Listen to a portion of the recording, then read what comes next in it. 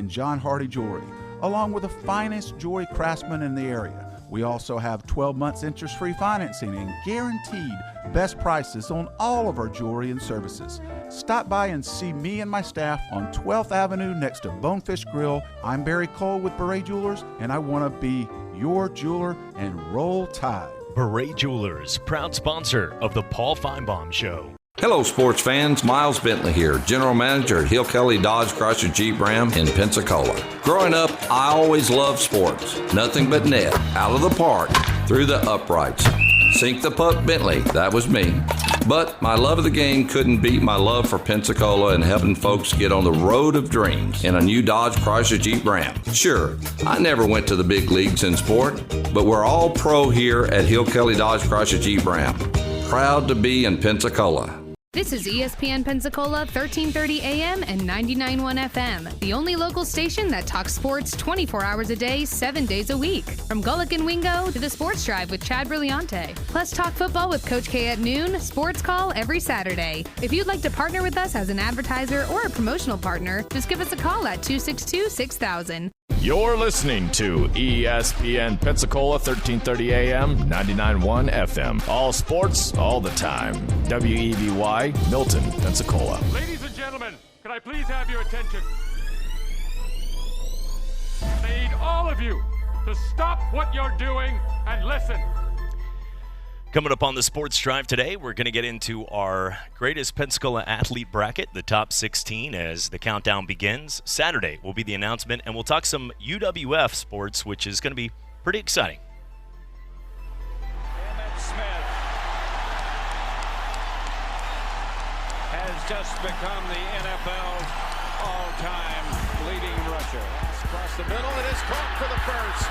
It's Baldwin shaking free and sprinting down the sideline for the touchdown. His third of the day. Doug Baldwin. Derek Brooks, who ran back 3 interceptions for touchdowns in the regular season, does it to cement the Super Bowl. Boxing's elite, the new WBA heavyweight champion of the world, Roy Jones Jr. Baldwin beaten. The result has come up on screens that Gatlin's taken it. Goodness me, it was a blue American vest. 992 the Gatlin. 992 by the American champion to take gold. Another Watson is wearing a green jacket at Augusta. And this time, his name is Bubba. Scores on a 34-yard touchdown run by the Doak Walker Award winner, Trent Richardson, who broke a lot of Emmett Smith's records back in Pensacola, Florida.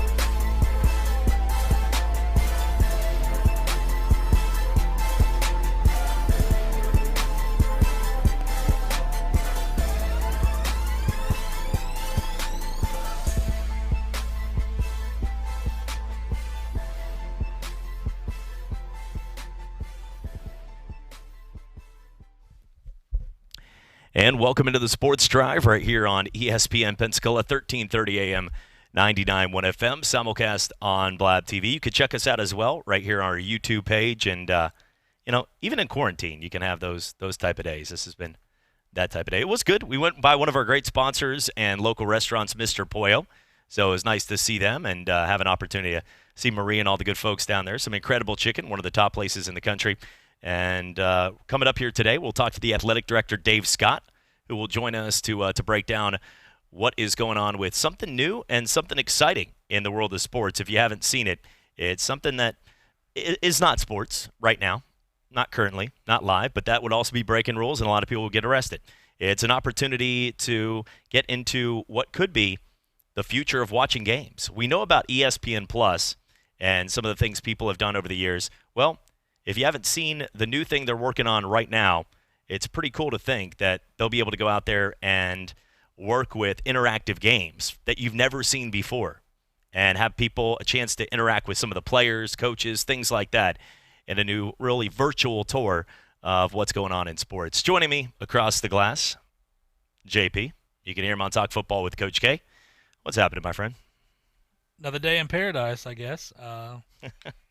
Everything going on. I see now, of course, ESPN.com has a tab on the MLB side that says, when could the MLB return? So I guess that's there's so much news on this, I guess, that they have their own tab now. So I don't know. I guess, you know what, though? I'm healthy. My family's healthy. I'm working. I'm doing okay. I get to talk sports, so it ain't bad. Yeah, there's bigger problems. I mean, just a few minutes ago, was not too happy in about 5 seconds worth, and I'm not one of these people.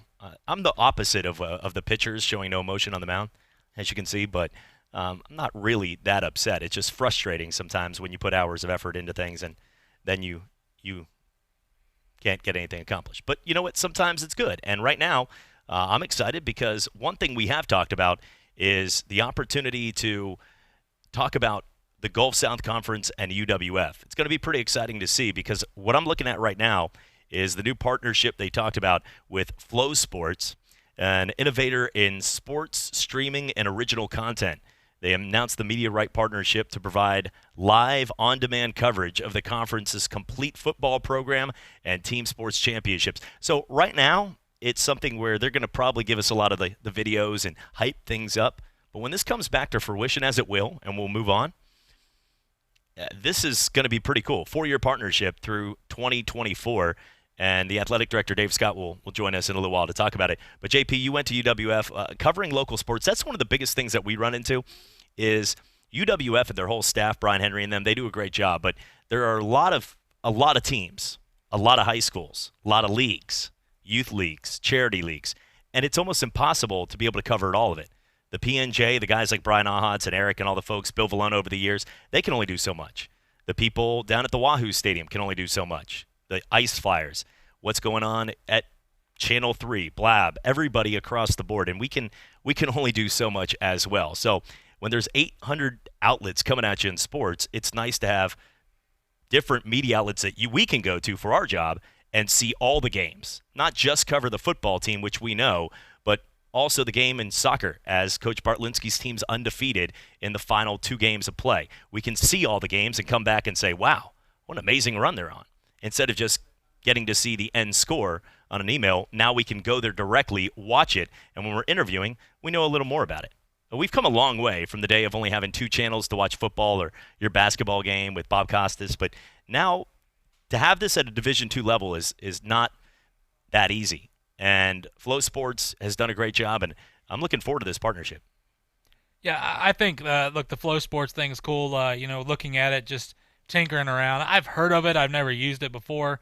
I will obviously start using it now, especially when you talk about away games and things like that. But not only that, though, it's games, like I was telling you before, maybe that you're not going to see. It's almost like an ESPN3 type thing when you look at it, like New Mexico State play on it. Troy, their games are on there. So it's interesting. There's a bunch of conferences that are a part of this. It's neat. I think for UWF, it's a way that they're continuing to grow. They're seeing, we're seeing not just the university grow, but the sports grow. And you're right, it's so tough. Ask anybody around here that covers sports. You can talk to Dan Shugart and Steve Nissom about this. They've been doing it for a long time. Ask them how is it to cover the sports in our area, and it's almost near impossible to get it all. There's no way. There's not enough manpower when you talk about jobs and everything out there. This is neat. This is a way to, I guess, take some of the hands off of it, take some of the travel away, things like that, because it's easier to go on here and we can watch these games instead of having to travel, go on the road and watch this game or something. Now, fans, yeah, if you're a fan, you're going to go to the game anyway. But I just think that Flow Sports is so neat. Check it out, flowsports.tv. It's neat. I mean, they have a pro subscription, which you can get, without the commercials and everything going on, and you can get all the access. There's all kinds of stuff. Every sport, from wrestling, softball, basketball, whatever, you go on there and check it out. They have everything. So it's not just football. It's everything on here. Looking at some of the other stories here today, Denver Broncos star, he was the star of when it was the Super Bowl a couple years back when took out Cam Newton and the Carolina Panthers, Von Miller. And he got a lot of hype. He did some cowboy commercials, could have put on a couple more clothing attires. But this is a guy that is somebody that has been huge when it comes to a guy that's not a quarterback. I guess you could say sort of the non-essential of TV media would be anybody but a quarterback, like other athletes that get like the shot. Because look, Tom Brady, Aaron Rodgers, Discount Double Check, and these people will take over the airwaves. But when it comes down to football, it's very rare that you get somebody outside of a quarterback that's like the face of your commercials or things like that. Sometimes a running back gets a shot, wide receiver if they're really good, but very rarely a defensive player gets to be that guy. And Von Miller's was that guy to Denver, most important player on the team, and that was rare. But he's tested positive for the coronavirus, and what I'm going to bring up this is he's in good spirits. He's at home. He seems okay. That's what he says. Miller is the second active player. Brian Allen yesterday tested positive. I'm not going to get too far into this, but I do want to say, though, these athletes that are getting tested, they're all getting tested across the board. I've talked to somebody within the NFL where they're testing the athletes to see if they can get out or be around training facilities or what they're doing on their free time. But they're getting tested. And it's a shame right now that we don't have a better way of testing. Not an antidote or something to combat it, like getting a flu shot when you get the flu, when some people still get the flu. Not that. Not an antibody. Nothing to protect it where we finally have a vaccine. I'm talking about just getting a test to see whether you have it or not. And I had a chance to work with a company that was working on that with the prick test, where you would prick the blood right there and be able to test it in minutes, having a chance to work with the group down the road and be a spokesperson for them. And I know there's a number of hospitals and people using that now. But right now, when I called, very sweet girl on the phone, I asked because we both had over the last couple of weeks, hadn't felt well and sore throat. And I'm not one of these like, oh my God, building's on fire, everybody run. Oh my God. Like, didn't panic or anything. I actually was like, I'll call to check to see if there's an easy way where I can go in and get tested. And they were like, do you have 104 temperature or above? And I was like, well, no, I don't right now. Okay. Have you at times thought you couldn't breathe? And I was like, well, no, but I'm a little lethargic, which could just be running up the stairs and not eating well. And I've had a sore throat, a dry cough a little. So I just was seeing if we could get tested just to check out for the humanity of everybody else that I work with.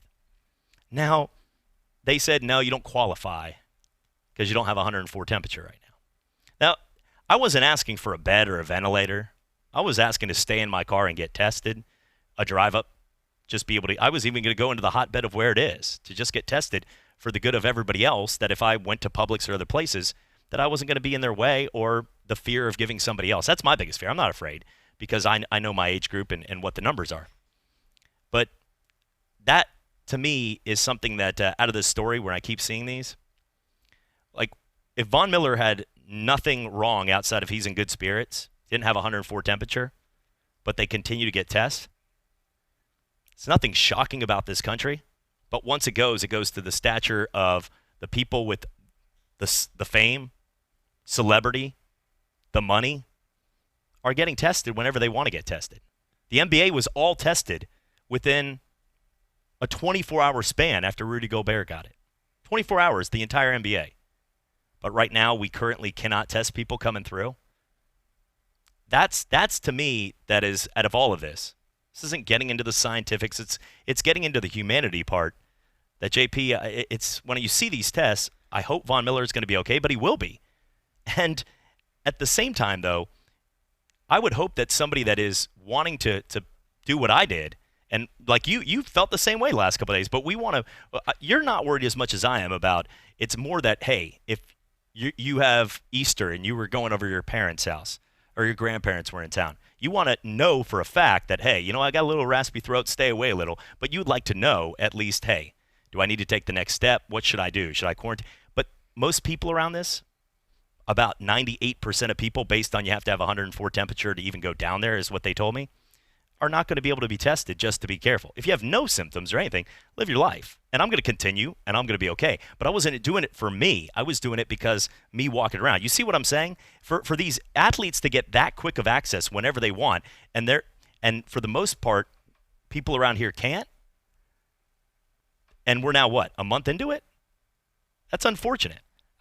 I'm not going to speak very much on this just because there's a lot of things that go into this that's above my head, that's above your head. I get what you're saying, But the one thing we have to understand is there's a lot more going on than we can imagine right now. So that's where I understand. I mean, I am not disagreeing with anything you're saying, but at the same time, there's so much that's involved with this, and people are working day in and day out trying to figure this thing out. We had no idea. We were not prepared. That's what this comes down to, and it happens. You know what? It happened. There's nothing we can do about it now.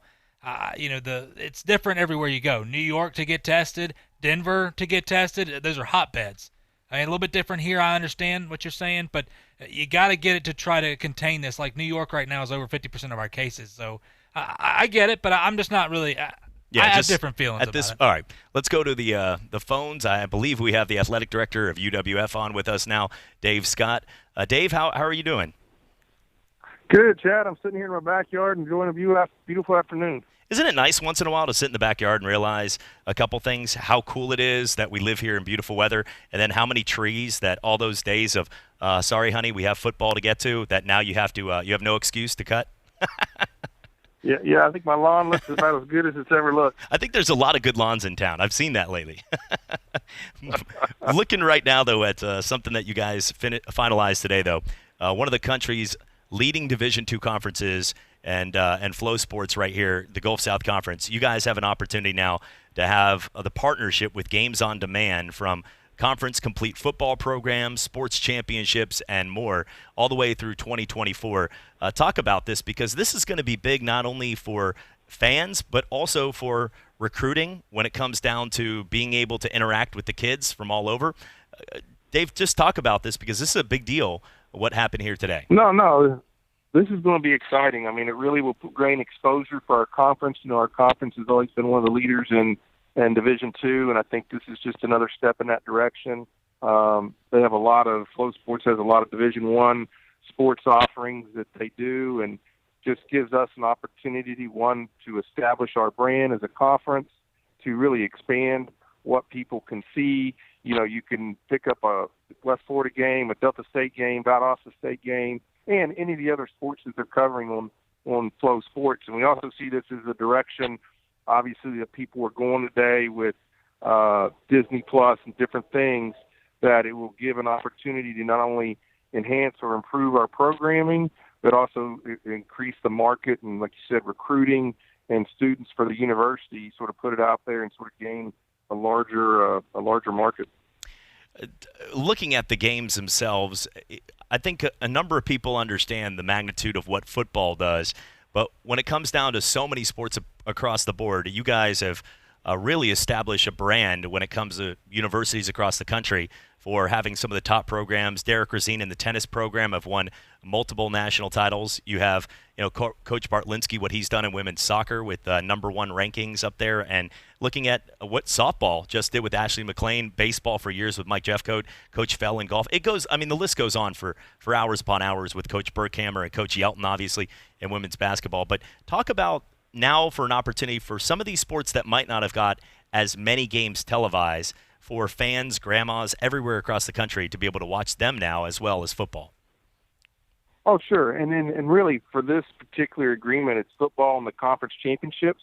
But who knows where it goes with the future, right? But you'll be able to see those teams in action and competition playing for the conference championship, or in football playing any of the regular season games. And it just increases that opportunity for not only fans, friends, increases that market. I have old buddies where I grew up from that, when we made the national championship and they could pull it up on TV, and now I can say, hey, you can go here and see that programming, and it'll develop things like coaches shows and things where they'll talk about the whole conference and sort of become, it's all about telling your story these days and what's going on with your program or your student athletes, and this sort of gives an outlet to do that.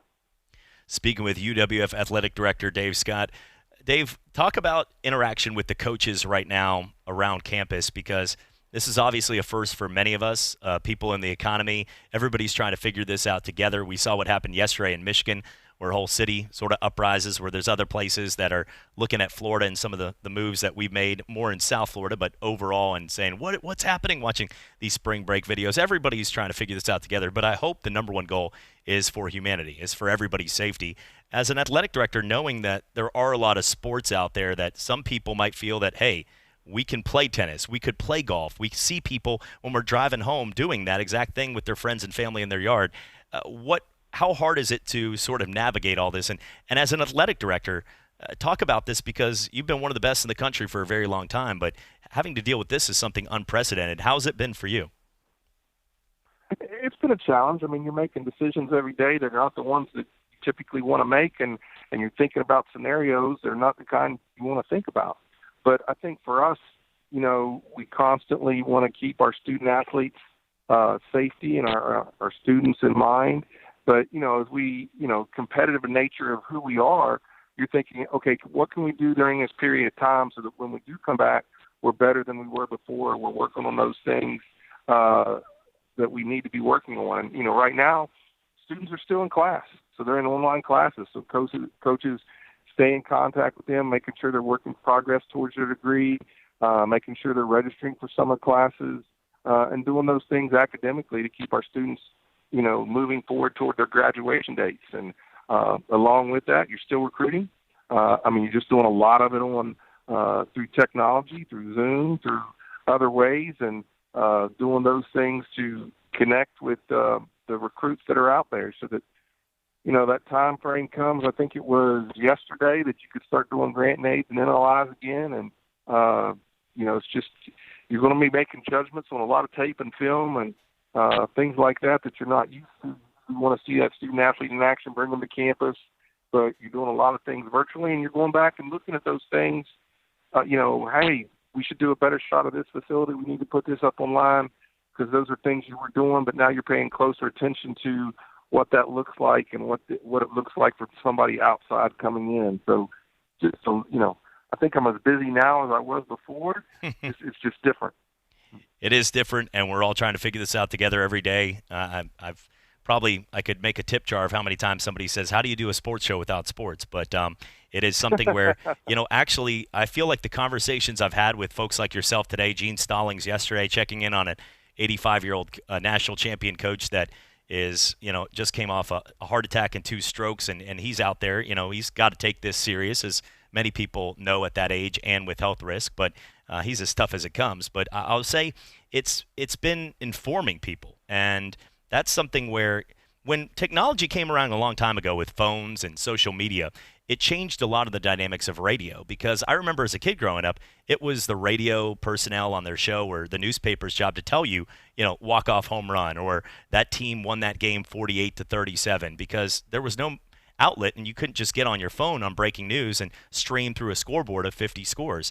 Nowadays, it is more about the interaction, the inside the stories. So a lot of it's changed, but more than ever, these stories are important to know, because nobody except yourself knows what's happening behind the scenes with all the athletic directors in the Gulf South Conference and Division II football, and what they're going to do when it comes back, or talking about the dates. Yesterday, Mike Pence was talking to the NCAA and a number of the chancellors and presidents.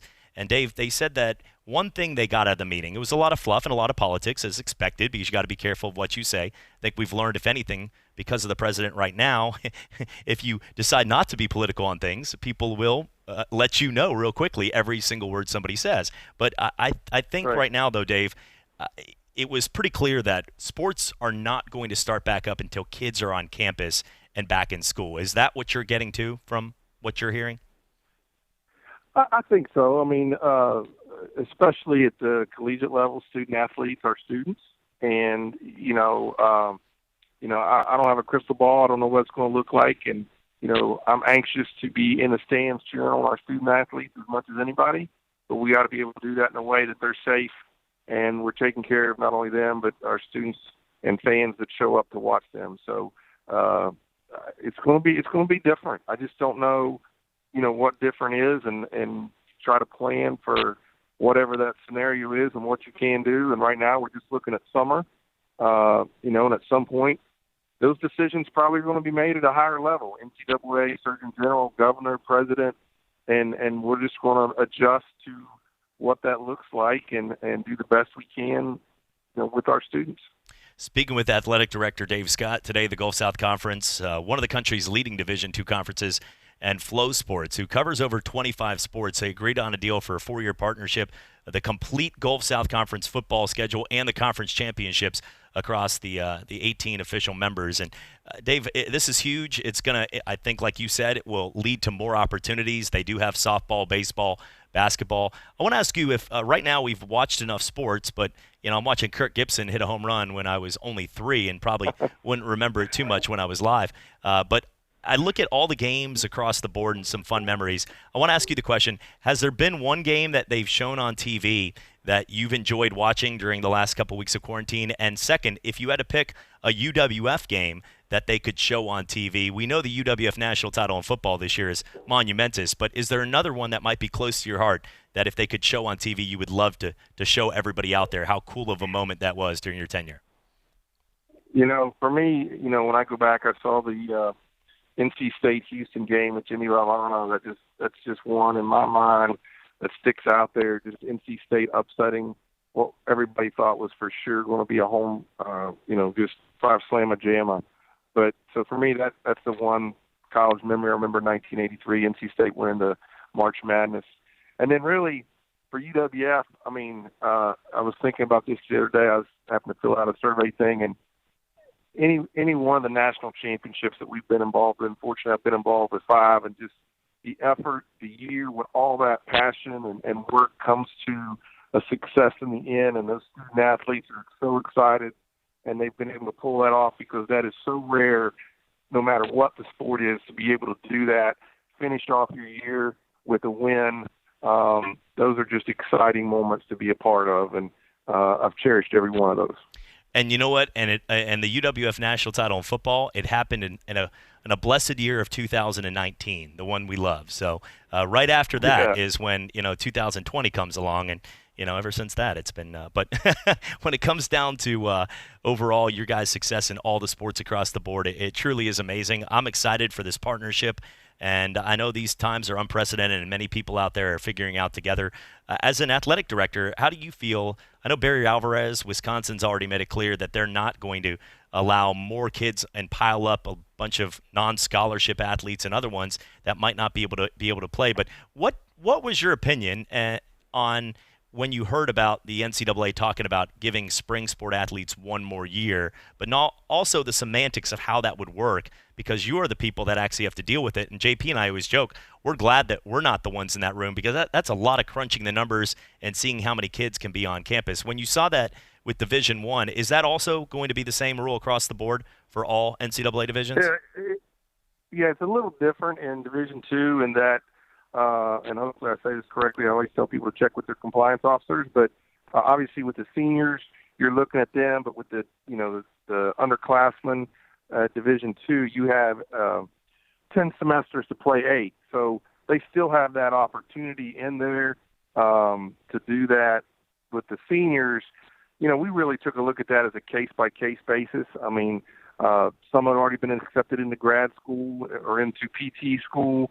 So, it was more important for them to move on with their life than to come back for another year. So really, you're just sitting down with them individually and figuring out what's a good move for that student athlete moving forward, and also that makes sense for the team. So we tried to have those conversations, and a lot of that just worked out. You don't get any more money with it, so you're sitting down to figure that out with your budget and what you got coming back next year. And of course, those conversations are all weird at this time too, because you just don't know what next year, because of the COVID-19 situation, is going to look like. Well said, and I think we're all in this together and trying to figure it out at day by day. That's all we can do. You can visit flowsports.tv or gscsports.org for more information on the partnership there with Flow Sports. Excited to show all the football games, conference championships, and more coming up here. Dave, we appreciate your time as always, and looking forward to continuing to talk to you during these times, and keep everybody up to date with what's happening with UWF athletics. Hey, Chad, I just want to throw out there that we also will have still have our partnership with Cox Communications on the TV side for the home games. So even though all the digital will be going through Flow Sports, the home games we'll still have with Cox TV. So gives our local area an opportunity to still see that. Awesome. Well, that's awesome, and always appreciate what you guys do down there, and looking forward to talking to you here real soon. All right, man. Take care, Chad. All right, you too. Get that. I know the yard's looking nice, so enjoy the backyard. Thanks, man. All right, appreciate it. Dave Scott right there. And, walk in your backyard once in a while. Do the little things, like look up once in a while and realize where we live. It's pretty cool. Snowing yesterday in Chicago. We're coming back for more Sports Drive on ESPN Pensacola, Blab TV. Diabetes, high blood pressure, anxiety meds, everyone's on them. If you're a 50-year-old male, maybe a bit beefy, and you may even have type 2 diabetes, $1 million of term insurance may only cost you about $200 a month. Call Term Provider. Speak with Big Lou at 800-285-4954. Big Lou will find a term life policy for you even if you have type 2 diabetes, are overweight, or have high blood pressure. Term Provider has helped thousands of people like you who think they can't afford term life insurance. To buy $1 million of affordable term life for you, all you need to do is call Big Lou at 800-285-4954. Lou will make sure the scales are tipped in your favor. Call 800-285-4954. Big Lou will answer your call and work to fit you into a term life policy that you can afford. Remember, Big Lou's like you. He's on meds, too. Call 800-285-4954. 800-285-4954. Economic development, better schools, law enforcement, and public safety. Just a few of the issues that are on the minds of residents of Santa Rosa County. Twice a month, we take the time to recap the news events that shape and resolve the issues that affect our daily lives. Join us tonight for Focus on Santa Rosa, a 30-minute look back at the past 2 weeks of local news coverage by ESPN's sister station, News Radio 92.3 AM 1620. Focus on Santa Rosa, tonight at 8 on ESPN Pensacola, 1330 AM, 99.1 FM. Individuals and businesses with tax problems, listen carefully. Do you feel like you're losing control of your finances? If you owe over $10,000 in back taxes or have unfiled tax returns, we can help you take back control. The IRS is the largest and most aggressive collection agency in the world, and they can seize your bank accounts, garnish your paycheck, close your business, and file criminal charges. Take control of your tax problem now by calling the experts at U.S. Tax Shield and take advantage of the Fresh Start program and new laws that may allow us to negotiate a settlement for the lowest amount possible. Our team of tax attorneys and enrolled agents can stop collections and get you protected so you can take control of your financial future. U.S. Tax Shield offers a price protection guaranteed quote to get you protected today. U.S. Tax Shield is A+ rated with the Better Business Bureau, so call now. 800-687-5192. That's 800-687-5192. U.S. Tax Shield. 800-687-5192. Football season never ends on Talk Football with Coach K. Stidham is tearing it up at New England. He may well be the incumbent to Tom Brady there. Former head coach of the Buffalo Bills, Coach K brings his expertise as he breaks down the game, the players, the coaches, and the front office. Plus, high-profile interviews from the biggest names in football. Talk Football with Coach K every weekday from noon till 1 on ESPN Pensacola, 1330 FM 99.1. Like all of us, small businesses are being affected and impacted by these uncertain times. But we will get through this together. When you can, please try to support your local restaurants, bars, or any other establishments that are still open for carry-out or delivery. The following businesses continue to serve their communities and customers by remaining open, and they need your support. Moe's Southwest Grill, open for pickup and delivery. We do sports, and that's all we do. We're your hometown sports station, ESPN Pensacola, 1330 AM, 99.1 FM.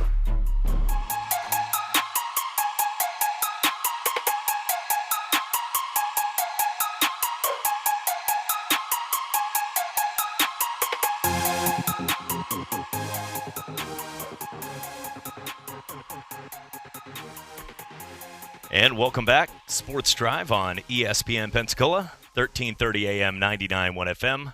Simulcast each and every day on Blab TV. 850-623-1330 is the number to be part of the show. You can check us out as well each and every day on Blab TV and having some fun. Looking at the what just happened there with UWF and talking to Dave Scott, the opportunity to talk about Flow Sports is something more for the future, the opportunities, but right now they're focusing on football, but they do have 25 sports, JP, and that will definitely open up the door for a lot more conversation and opportunities to watch because, we are the type of school that has won 53 national titles across 13 sports when it comes to the Gulf South Conference and claim more than 150 regional titles. So, it just goes to show you that there are a lot of good teams in this area, and there always has been. And we all know that. The Valdosta States, the teams like North Alabama's, West Alabama's, obviously UWF and what they've accomplished. But everywhere you look, there's great teams in this conference. Yeah, I'm going on here now, actually creating an account just to see a little bit more about it. Not flowrida.com. That's I saw you checking that earlier. That fan page right there, I did. I signed up for it. I'm pretty excited. Getting 2 free CDs in the mail, so. I don't think you want to check those out. Always been a fan. Some of the other headlines here. USC quarterback, it looks like will enter the transfer portal. He is JT Daniels, and a guy that, remember last year was when Keaton Slovis came on, and now we're getting to your neck of the woods over there with Pac-12 country. But Keaton Slovis, it was an emergency guy and was the Pac-12 Offensive Freshman of the Year. He came in after the injuries and had an opportunity to really take advantage of every opportunity. JT got hurt early in the season. Slovis comes in, puts up the big numbers, and did it with Clay Helton still at the helm, which is even more of a positive. But JT Daniel, from what I saw with Daniel, is a pretty solid quarterback, and I think he's going to be able to do some stuff.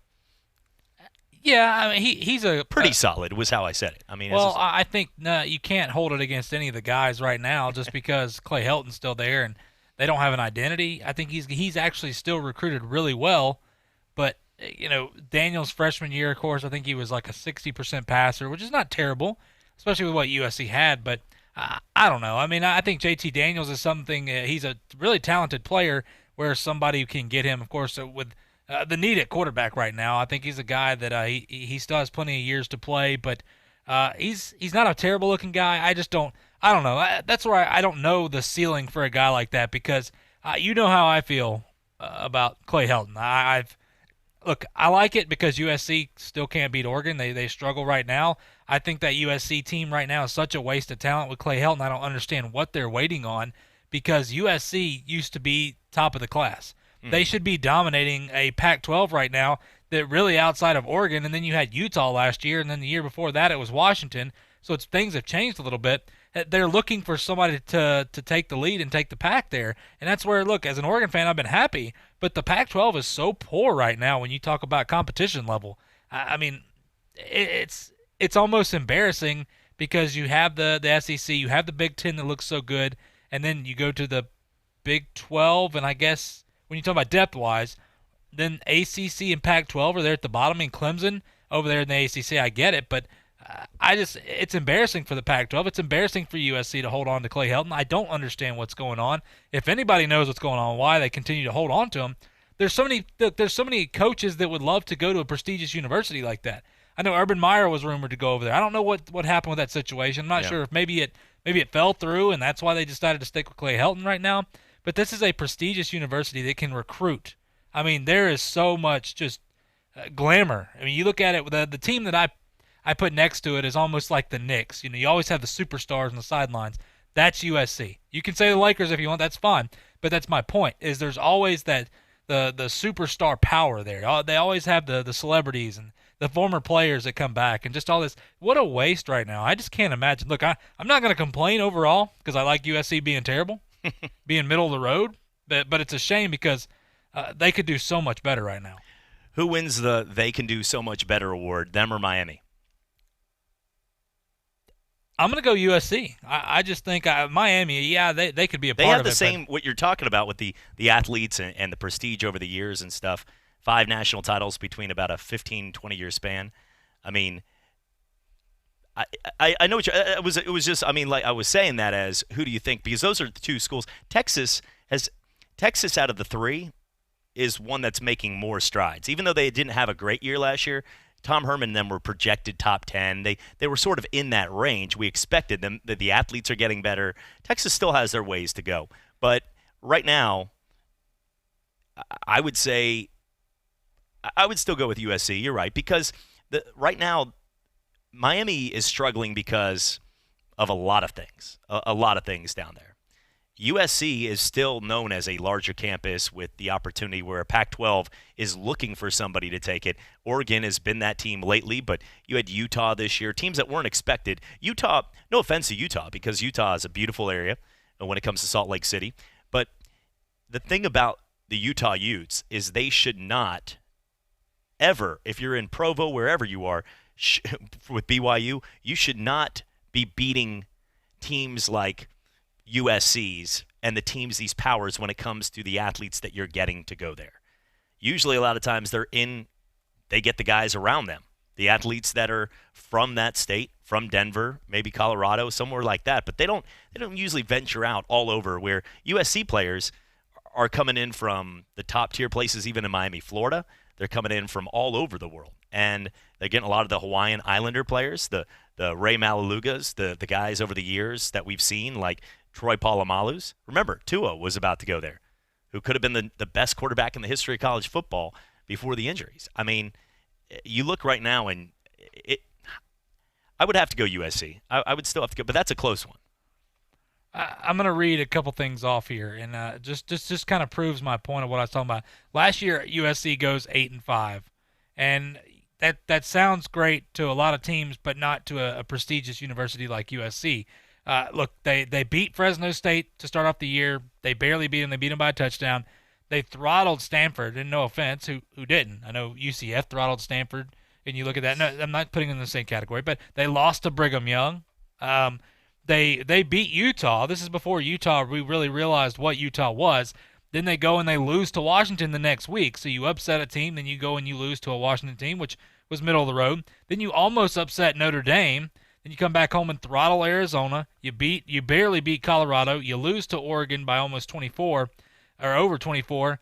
Then you squeak by Arizona State. Then you win Cal, and then you win UCLA, and then, of course, you lost in the bowl game. They got absolutely destroyed against Iowa. My point being in this is this schedule is so favorable. I mean, it's unbelievably favorable for them. I get the Notre Dame. I get that game. But then, you lose games like Washington. You lose games like BYU. Like, what are you doing there? That's where this roster is so talented. There's so many guys that are going to go to the NFL that come off this roster just because when you look at California in general and the recruiting from Mater D and all those other schools over there, it's unbelievable if you look at this roster. Look how many 5, 4 stars and things like that are on this roster, and what do they do with it? They do, 8-5? I mean, that's where I'm like, look, I'm sorry. I get 8-5 may be okay for a lot of people, but I guarantee you USC fans right now are shaking their heads, go, what do we do? What do we got to do to get this guy out of here? USC and Tennessee over the last couple years have, and it's changed a little with Jeremy Pruitt because he's building them in the right direction. But USC and Tennessee are two teams that if you look at pros, there's a list of the top players in the NFL. LSU's and Alabama's. Alabama's been at the top. Clemson, Alabama, LSU, we just talked about them. Florida, schools like Ohio State, obviously. It seems like half the secondary in the NFL these days are from Ohio State. Michigan's, a lot of players. Then you'll see USC and Tennessee with a lot of athletes all over the college football landscape. Tennessee's were more skilled positions. Alvin Kamara. They had Alvin blanking Kamara for a couple years, and think about it, they got nothing out of that. They were a 4-8 team with him.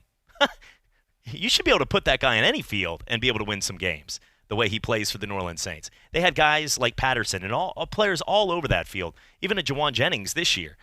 But you look at, they had freak talent on the athletic positions, but they just didn't have a handle on the organization. People were getting in trouble, kicked off the team left and right. They didn't know who their coach was going to be one day. They didn't know who their athletic director was going to be. It was when Philip Fulmer and the control, remember Greg Schiano, they had a protest outside the stadium. So there are a few teams that the turmoil is bigger than the athletes that they're getting, and USC has been one of them. We do have to take a break. When we come back, we're going to get into our Who's the Greatest Pensacola Athlete of All Time, talking about that as the brackets will be selected coming up here Saturday. It's brought to you by Coins, sports cards, and racing collectibles. Right now, you can check them out there in Gulf Breeze. Great place to get a gift for somebody for their birthdays. Look, birthdays aren't stopping. Still get somebody check them out right now. Coins, sports cards, and racing collectibles. They got amazing stuff from coins, magazines, rare things like Babe Ruth baseballs that now have Jimmy Fox and more World Series New York Yankee members on it. Pretty incredible to think of the things they have. And we've been down there. Great folks. Mike and the folks will help you through anything. Check them out in Gulf Breeze. We're coming back for more. It's a Sports Drive on ESPN Pensacola and Blab TV. Just felt there's a huge need in Pensacola to bring foot and ankle services, specifically orthopedic foot and ankle services, to this area. There's so much growth in Pensacola. I wanted a freestanding orthopedic foot and ankle center to do this, and as far as I can tell, this is the only one really in the country that's freestanding. Most orthopedic surgeons are part of a multi-specialty group. So we offer on-site x-rays, on-site CT scan, and on-site MRI. They can come to one place. Visit NielsenOrthopedics.com to reserve your appointment today.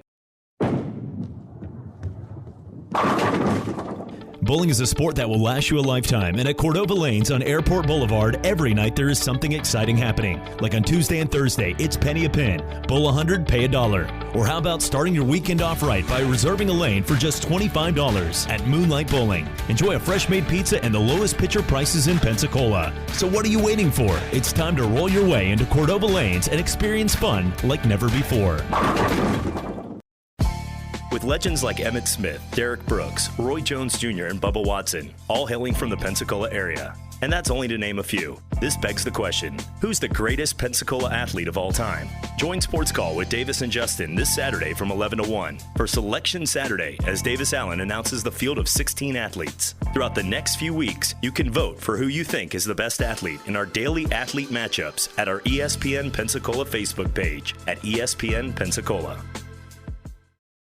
Anyone who has ever needed self-storage knows what a hassle it can be. You have to rent or borrow a truck and then find someone to help you move your stuff. And let's face it, moving furniture and heavy items without damaging them isn't easy. Renting the unit is worse. The hidden fees and admin costs are scarier than the dingy facilities you're leaving your stuff in. Why not use Closet Box instead? Closet Box is self-storage without leaving home. They'll pick up your belongings, store them securely, and bring any item back when you need it. The best part? Unlike traditional self-storage, you only pay for what you store. No paying for unused storage space. Closet Box's background check storage movers are licensed, bonded, and insured and will take care of all of the heavy lifting. Closet Box's local storage centers are temperature controlled and monitored 24/7. Closet Box has an A+ rating from the BBB. Call 877-233-5696 now for the season's best rates. Get $50 off first month storage using code RADIO50. That's 877-233-5696. 877-233-5696. Corporal John Vale was on patrol when his truck flipped. I realized I can't move my legs. When John arrived at the VA, Paralyzed Veterans of America was there to advocate for him and help John with his claim. PVA has helped hundreds of thousands of veterans get the care and benefits they've earned, and their service is free. If you need help with a claim or just navigating the system, contact us at pva.org. You can watch Chad on the Sports Drive live right now on our YouTube channel at ESPN Pensacola 1330.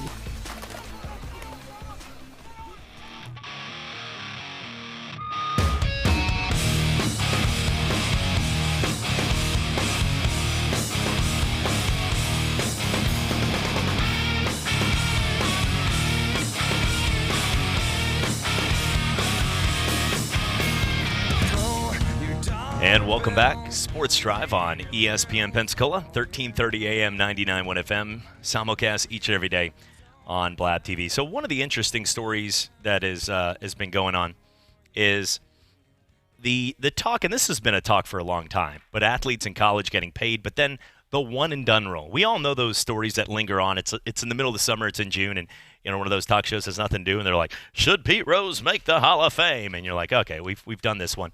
Looking at the Mount Rushmores of, look, we all have fun with them, but when it comes down to college athletes and the college basketball landscape, it's been a big discussion because a lot of people, they're like that J.G. Wentworth commercial. They want their money now. I need it, and it's my money. And then there's no disclaimer on that guy yelling out the window that you're going to pay like a 20% interest on it. But when it comes down to this, these athletes want their money. They feel like, man, I'm the best. I want to get paid. Some of them feel like the Obi Tobin, guy from Dayton who, as a freshman, we didn't hear too much about him. Now this year, he's the man. I mean, he was the man. He won Player of the Year in college basketball. Everybody has their story because for every Kwame Brown, Anthony Bennett, you could take a story of an Anthony Davis who did have to go a year, and then he clearly should have been dunking with his unibrow in New Orleans years before that. Zion and all what he could have been last year already in the NBA.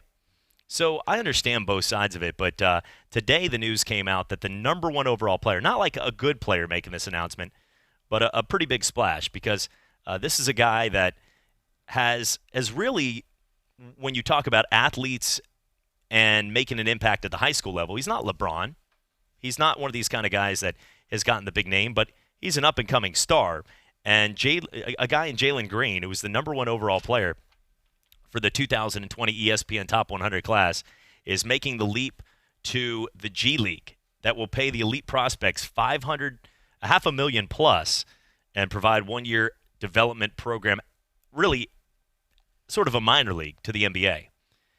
JP, do you see this thing taking off? There's, this is one of these kind of things, like I said, for every one story, you can come back with another story. It's just whatever way you want to lawyer this subject. But how do you feel personally about, will there be more Jalen Greens? Will he set something where you're going to see more players going to this G League to get paid $500,000 and see sort of where they fit around some of the second-tier players in the NBA? I'm going to go ahead and say no, and people can disagree, and that's perfectly fine. I can see both sides of this. I'm going to say no. I think, look, for people saying, oh, this is going to be a movement that's going to ruin college basketball, I don't see that necessarily on my end. I think that, look, here's the thing. Jalen Green's the number 1 prospect. Maybe there's a handful of guys that will want to do this and make that jump. Remember, if you make this jump, be sure, because what you could find out, Jalen could go in here, and I'm not saying he is. Watching the film on this guy, he's awesome. But he could find out he's a middle-of-the-road guy, and he's not the starter. He's not what we thought he was compared to everybody else. Remember in high school, this is something that's important. I know that a lot of these guys go and they play nationally and things like that, but when you play in high school, it's easy to look really good in high school. It all depends on where you played. Some people, you play in just a basketball-rich area where so many talented guys have come out, so you're playing the best talent just in general. I know I see some of these teams go and they play all over the country and things like that. That's awesome, and you feel, look, if you're dominating, so be it. If you're, I hope, and I'm sure he has. I'm sure he's getting some people that are, in his ear saying, okay, look, we've done this. We really like you. You're an awesome kid. We think that you can be this. That's fine. If he wants to go take the money and run with it, I hope it works out for him. I mean, I'm never going to wish anybody anything negative on this, but I think for college basketball, look, a lot of these kids, they're going to understand that that doesn't work for them. I mean, how many kids will get this opportunity? I mean, how many kids will get this offer to go do this? That's the other thing in this. College basketball is going to be fine. There's a lot to be said when you talk about, and I know people shake their head at this, but not everybody is cracked out for the NBA. When you look at it, it's not how many people go to the NBA every year. I mean, like the draft is 2 rounds. How many people actually continue to make it? They battle through the G League. It's a lot like Major League Baseball. In Major League Baseball, there's a ton of rounds, but what's the chance that you actually make it? Only the best will survive in that, and you can ask these minor league players how tough it is. That's where I think there's some hesitancy on this. You can go to college. I still believe in the education part of it for a lot of people, just because. I'm not saying go get your education, whatever, but I am saying you can go get your education. You can get it paid for. Go have a heck of a time playing college basketball. I mean, how much fun is college basketball watching it, the crowds and everything that goes into it? Not only that, you can continue to build your craft for these many years, and there's really no pressure on you necessarily. You're going out there playing basketball, and you can learn from some of the greatest coaches in college basketball that have coached so many guys getting them to the NBA. Or you can go to this G League. They put you in a year developmental type situation here, and it may work for you because you're just that talented. But I just think overall, college basketball is going to be fine. This is not anything for anybody to worry about. Look, Jalen Green is he's an awesome player. If you watch the film on him, I get the decision why he made to do this, but I don't think overall this is going to change college basketball at all, and I don't think we're going to see a big movement or a wave of kids do this. I don't think so. I don't think there's going to be a big movement from the G League.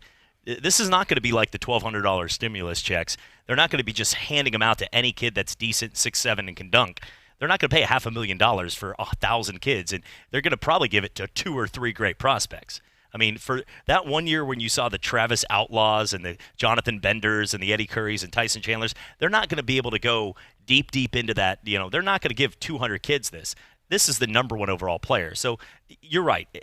And of all sports, too, the toughest one to be able to crack the draft is by far the NBA draft.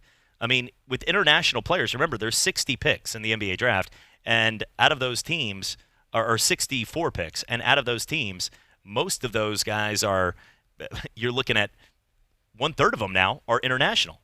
Whether it's Europe, Argentina, Spain, all over, now Australia, Luka Doncic of the world, they didn't exist back in the 90s. So this is something where it's changed drastically, and you have to be a star. That's why the best players in college, when you look at teams like Virginia when they played against Purdue, and you had guys like Carson Edwards going up against guys like Kyle Guy, those guys aren't playing in the NBA right now. Edwards is on Boston, but he doesn't get PT. You have to be a star to crack a roster, and it's not even that simple. Think about Jahlil Okafors of the world. It's not that easy. We're coming back for more. It's a Sports Drive on ESPN Pensacola, Blab TV. Corporal John Vale was on patrol when his truck flipped. I realized I can't move my legs. When John arrived at the VA, Paralyzed Veterans of America was there to advocate for him and help John with his claim. PVA has helped hundreds of thousands of veterans get the care and benefits they've earned, and their service is free. If you need help with a claim or just navigating the system, contact us at pva.org.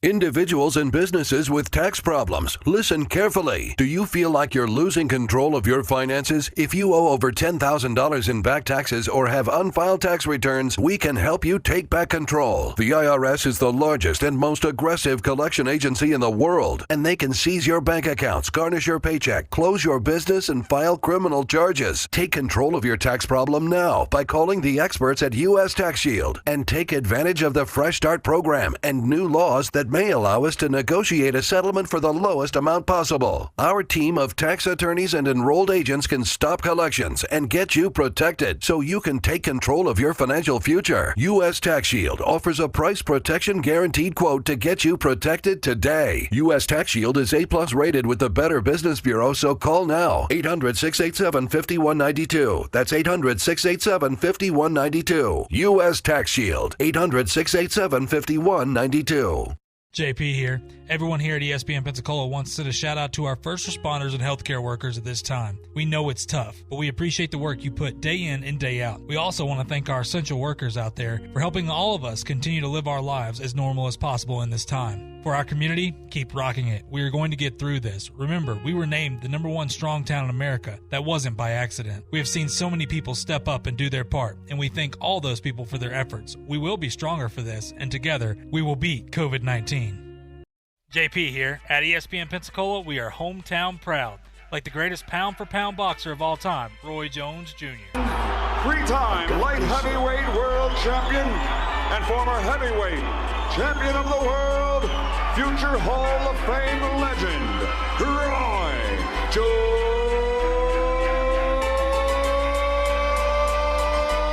Jr. What up? It's your boy Roy Jones Jr. and you're listening to ESPN Pensacola. Pensacola's own NFL Hall of Famer Emmitt Smith has some tips for us during this time. This fight is up to all of us to try to help bend that curve. It's going to take teamwork. It's going to take us to stay committed, stay focused, and stay dedicated to the mission at hand, and that is to keep everyone safe. So be encouraging. Find some support. Find someone to talk to every day to encourage them to keep on continuing in this fight. And we will beat this pandemic. Like all of us, small businesses are being affected and impacted by these uncertain times. But we will get through this together. When you can, please try to support your local restaurants, bars, or any other establishments that are still open for carry-out or delivery. The following businesses continue to serve their communities and customers by remaining open, and they need your support. Moe's Southwest Grill, open for pickup and delivery. Talk football every day with Pensacola's own Coach K. Credit a great performance by Garoppolo. And I love the way he throws the football. He's got all the things going for him. Every weekday, noon till 1 on ESPN Pensacola, 1330 FM 99.1. The teams, the games, the fans, the local talk. This is ESPN Pensacola, 1330 AM, 99.1 FM.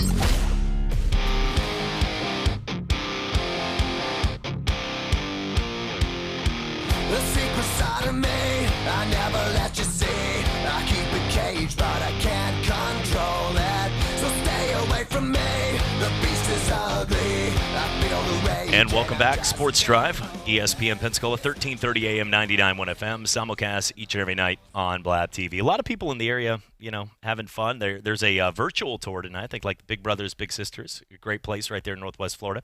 We're right down the road from there. They actually have a virtual trivia night tonight.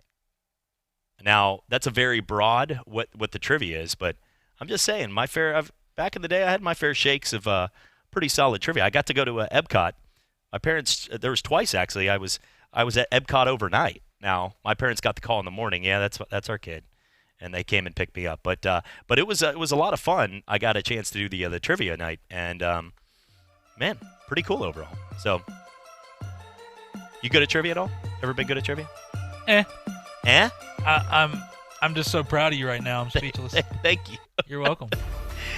Go to ESPN Pensacola's Who's the Greatest Pensacola Athlete of All Time. You can check it out from Bubba, Derek, Emmett, Roy, and more. We're going to make the selection on Saturday. Davis and Justin on the sports call right there. So go to our Facebook page, check it out, and vote. Have an opportunity. Top athletes in Pensacola. This is ESPN Pensacola, 1330 AM and 99.1 FM, the only local station that talks sports 24 hours a day, 7 days a week. From Gullick and Wingo to the Sports Drive with Chad Brillante. Plus talk football with Coach K at noon, sports call every Saturday. If you'd like to partner with us as an advertiser or a promotional partner, just give us a call at 262-6000. You're listening to ESPN Pensacola, 1330 AM, 99.1 FM. All sports, all the time. WEBY, Milton, Pensacola. Ladies and gentlemen, can I please have your attention? I need all of you to stop what you're doing and listen. Coming up on the Sports Drive, well, UWF big day and the Gulf South Conference, as they made the announcement, you're going to be able to watch every football game right there interactively from your computer with Flow Sports TV, and also getting into more of ESPN's greatest athletes and having some fun like we always do. Has just become the NFL's all-time leading rusher. Across the middle, it is caught for the first. It's Baldwin shaking free and sprinting down the sideline for the touchdown. His third of the day. Doug Baldwin. Derek Brooks, who ran back 3 interceptions for touchdowns in the regular season, does it to cement the Super Bowl. Boxing's elite, the new WBA heavyweight champion of the world, Roy Jones Jr. Both been beaten. The result has come up on screens that Gatlin's taken it.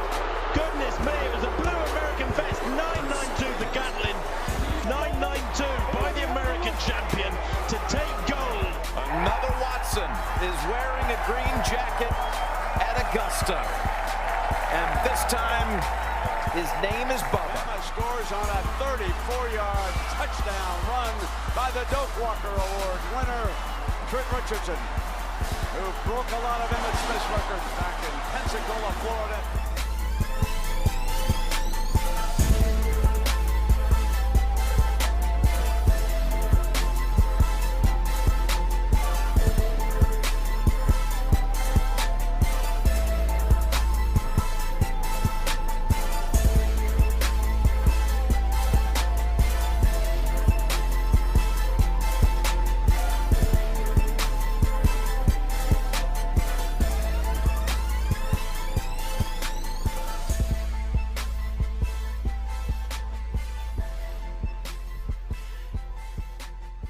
And welcome back, Sports Drive here on ESPN Pensacola, 1330 AM, 99.1 FM, simulcast each and every day on Blab TV. Chad Brillante on the other side of the glass, doing a great job on Talk Football with Coach K and with all of the sports updates, this day in sports history and more. JP, what's happening? Yep. That's what's happening. When it comes to, have you enjoyed any game? Have you gotten to win any of the games recently? Not live, but the games that you've seen over the last couple days. I got to watch the Penn State-Ohio State's the last game I got into, I would say, watching. But they're only live if you believe they're not live. Oh, there you go. George Costanza right there. If you believe it's live, it's live. That's how I live my life. But has there been a game that you've enjoyed watching? Didn't they replay the same game last night? I've seen this now twice with I watched that last. It was the pretty Spurs good last and night. Heat. I've enjoyed watching some of Kobe's old stuff, just in general. I'm excited to see Michael Jordan, the whole thing Sunday. That's going to be just the commercials. Just give me chills just watching that. I think it's one thing too that I want to bring up and get opinion, and I guess anybody listening's opinion too. This was a topic. Could anybody beat Jordan's team, the old Bulls team back in the day? Listening to it, of course, I know Jason Fitz had it on his show as well, but something that's interesting because I'm going to go ahead and say I understand the times have changed. Players are bigger, faster, stronger. But there's just something about that Bulls team. Those guys were nasty. And let's remember, unlike a lot of other teams where, your friends off the court, your friends in the locker room, these guys despised each other. Like, they were arguing all this. That team wanted to win. That's the reason they were champions like they were. I'm not going to take anything away from a guy like LeBron or whatever. Look, I know that Warriors team came up a lot with KD, like, oh, well, how are they going to cover KD? How are they going to be able to spread out and cover Steph and those guys? Oh, well, I'm not buying any of that just because until they would be beat, I can't see it. I mean, that team was just so good. It's unbelievable when you go back and watch the tape. It would be fun if they could find a way to get this, which is outside of simulations on video games. We can't, but it would be.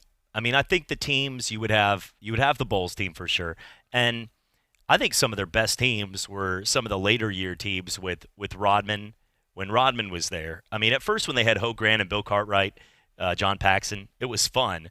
And they had Jordan Pippen, and they had but I mean, they had some goons inside. You had Luke Longley. Will Purdue lived right down the road from us in Merritt Island. We used to go to his basketball camp. The guy was like 7'1", but they didn't have. I mean, they had a lot of filler, huge guys that knew their role. It was like Zaza Pachulia. Zaza knew exactly what his job was when he was with Golden State. If lucky, he would get 2 points because the ball would like hit him after a rebound. Like, did Steph Curry miss that? Did he just miss? And put it back in. But outside of that, he was not. They never was like all right. Kevin Durant gets it, passes out. Curry fakes the shot, gives it to Thompson in the corner. Yep, ISO. Pachulia in the post. Pachulia in the post right here. He's getting a screen from Green. Like that was never ever run in the playbook and never would be. I think though for a team like the Bulls, they knew it was MJ's team, and Pippen, out of everybody, if we created this, would be the best shutdown defensive guy. But it's really hard to tell the ages, but I would say that Bulls team, and if healthy, if Golden State could have stayed healthy with Kevin Durant and that injury, I would have loved to see that, because that would have been, to me, the team. The year that Cleveland ended up winning, but they didn't have Kevin Durant going up against them. I mean, if Durant, Curry, and Thompson all playing at one point the way they were, and they did win a title doing that, gosh, scoring-wise, and Draymond Green, that's the team. That would have been so much fun. I would have to go that Golden State team just because of the offensive output. But if MJ took over the game and wanted to, he would have started pinpointing, give me Durant, or you Pippen on Durant. And then he would have said, Curry, come here. And close in that game, it would have just been so much. I'm just saying that based on Michael Jordan had to be the offense. Pippen, if you look back at the stats, Scottie Pippen averaged, I think, for his career, right around 19 to 20 points a game, which this is not a knock on. When I'm saying this, it's not a knock on Scottie Pippen, because he's also a guy that's very rare today, because he also averaged about 8 or 9 rebounds and about 7 assists. He was the best defensive player. I think he won the defensive MVP, like 8 or 9 times? This guy was a legend at his position. 10 times. 10-time defensive MVP, which is just as important to the game. Anybody has a lockdown. That's why Draymond Green and guys like that make all-star games, not because of his jump shot. Leave him 20 feet open, like Ben Simmons shooting that. But I will say, for the stats, I think it comes down to Golden State, that Golden State team, because they did win without Kevin Durant. But, gosh, it would be so hard to pick. If that game was close, if it went 7, 6-0 in finals, I would have to go with MJ if it was close. Well, I think that they're two completely different style teams, where the Bulls, like you were talking about, it's MJ. It's going to be MJ, and MJ is going to score what he wants to score. I think where the Bulls also, Dennis Rodman and those guys were nasty defensively. I mean, like you said, they had those big, tall giants down there down low, and that's where the difference is where I don't know if Golden State. I get Draymond Green. You know, people comparing him. Well, he's like Dennis Rodman. Okay, whatever. I'm not going to deny that comparison, but Dennis Rodman was just a psycho. Like he was a nutcase. Yeah. Like, and that's part of what made him so good. He knew that too. You just look at him and you're just like, no, I'm not. That's the one that if you're walking in the grocery store and you see Dennis Rodman, you don't even know he's Dennis Rodman. You go down the other aisle to get away from him, like grab your kids, like nope, let's go over here. And they're two contrasting styles where Golden State can score better than any team I've ever seen in my life. But with MJ over there, God, it's so hard to pick those guys because I go back to this. I'm not saying that Golden State didn't want to win or anything, but this team hated each other off the court pretty much. And I'm sure we'll see that, on Sunday when they do the documentary, but this team just wanted to win. Phil Jackson, these guys only wanted to play for one guy, and Phil Jackson himself was a dirty guy. This team would do whatever it takes to win, and that's a grit that we don't necessarily see in the NBA anymore. That style of play they had to play with, you can't do that in the NBA anymore. These teams are all so good. I wouldn't count any of them out. I wouldn't count out the Spurs when they had Tony Parker, Manu Ginobili, Kawhi Leonard, and Tim Duncan on one roster. Yep. Remember that. And Kawhi was at the end. I mean, he wasn't one of the prime members. He was a rookie, young, but he was part of that at the end of it.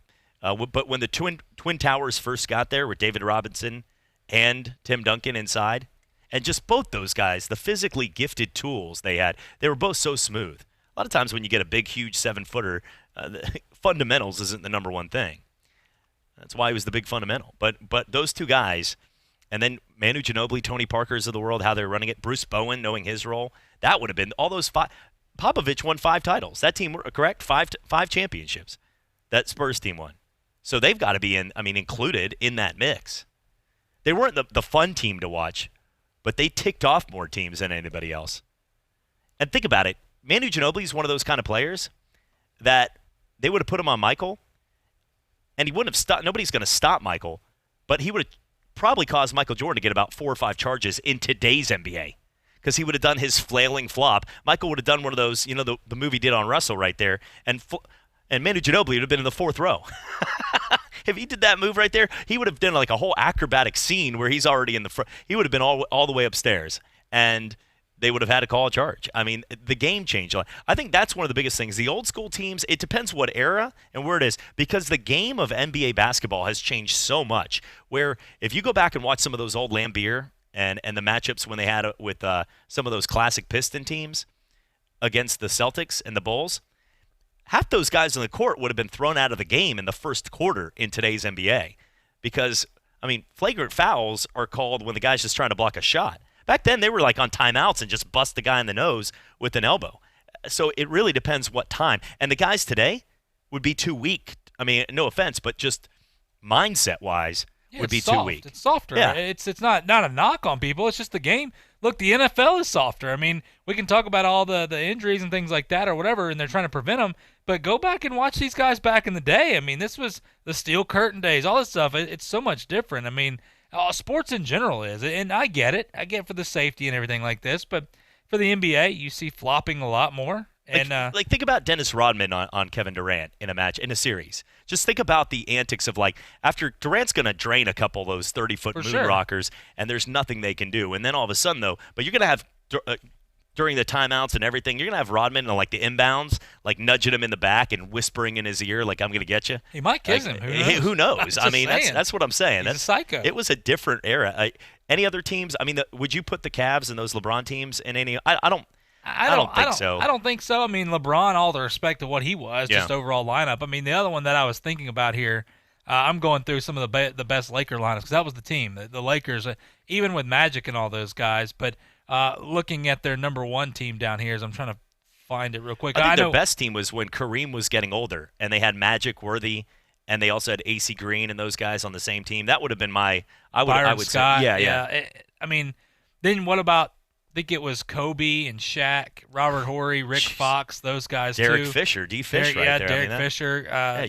What about this one? When you talk about Gary Payton, Kobe Bryant, Rick Fox. Karl Malone. Shaq. See, that team didn't win the title though. Yeah, that I know. Team was I insanely, agree, but I'm just saying talent-wise. Yeah, that team was but think about it on paper when they made the trade for Boogie Cousins before the injury to KD. If Cousins was healthy And if they ever got Cousins, Draymond Green, Kevin Durant, Klay Thompson, and Steph Curry to play together, all healthy in their prime, it didn't work out that way. But if it happened that way, I mean, that's almost impossible for those guys. It goes back to that Golden State lineup. It's near impossible to take those guys down. Basketball's a different breed, though, too, because you really have to get the reason Phil Jackson was brought in, Zen Master himself, to L.A. was not because Kobe and Shaq weren't talented enough to win a title. It was because they needed help. They needed help being on the same page. They can say now, and look, they were friends in a different way. But I followed the Orlando Magic for a while, and Shaquille O'Neal, and an opportunity to really, when I lived in Orlando, was really involved in basketball. We covered the Orlando Magic every night. We were at the games. Got to know a lot of these players. Dwight Howard, before he thought he was Superman and a guy that won titles when he never did.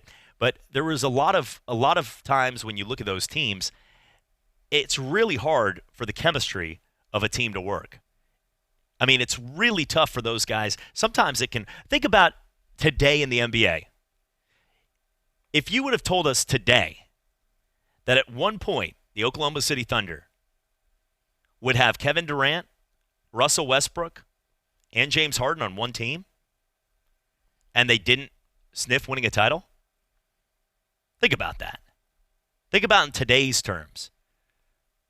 Those have been three guys that have won the scoring title in the last 3 years. So, but they all wanted to be, every one of those guys we just mentioned wants the ball. They want the ball in their hands. They're alphas when it comes to scoring, all three of them. And it didn't get along. They didn't get along. James Harden was coming off the bench because he didn't want to. He said it. There was a great documentary I watched about how he talked about people were like, why were you a sixth man?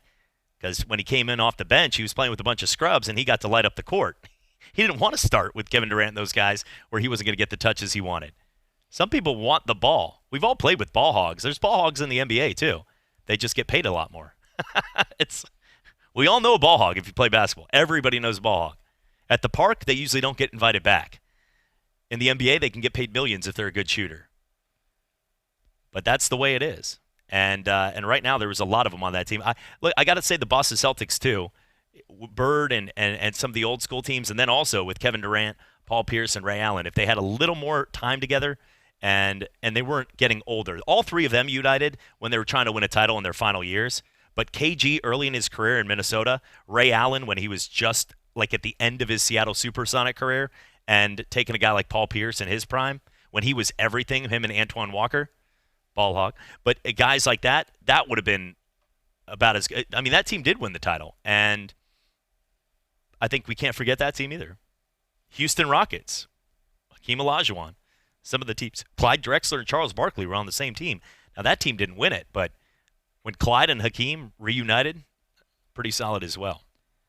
Miami, would you put that Miami team with LeBron, Dwayne, and Bosh? Yeah, I think right now, looking at it, the number one, just curious on what they have, the rankings, the lineups. The number one is the 87-88 Lakers with Magic, Byron Scott, James Worthy, AC Green, and Kareem.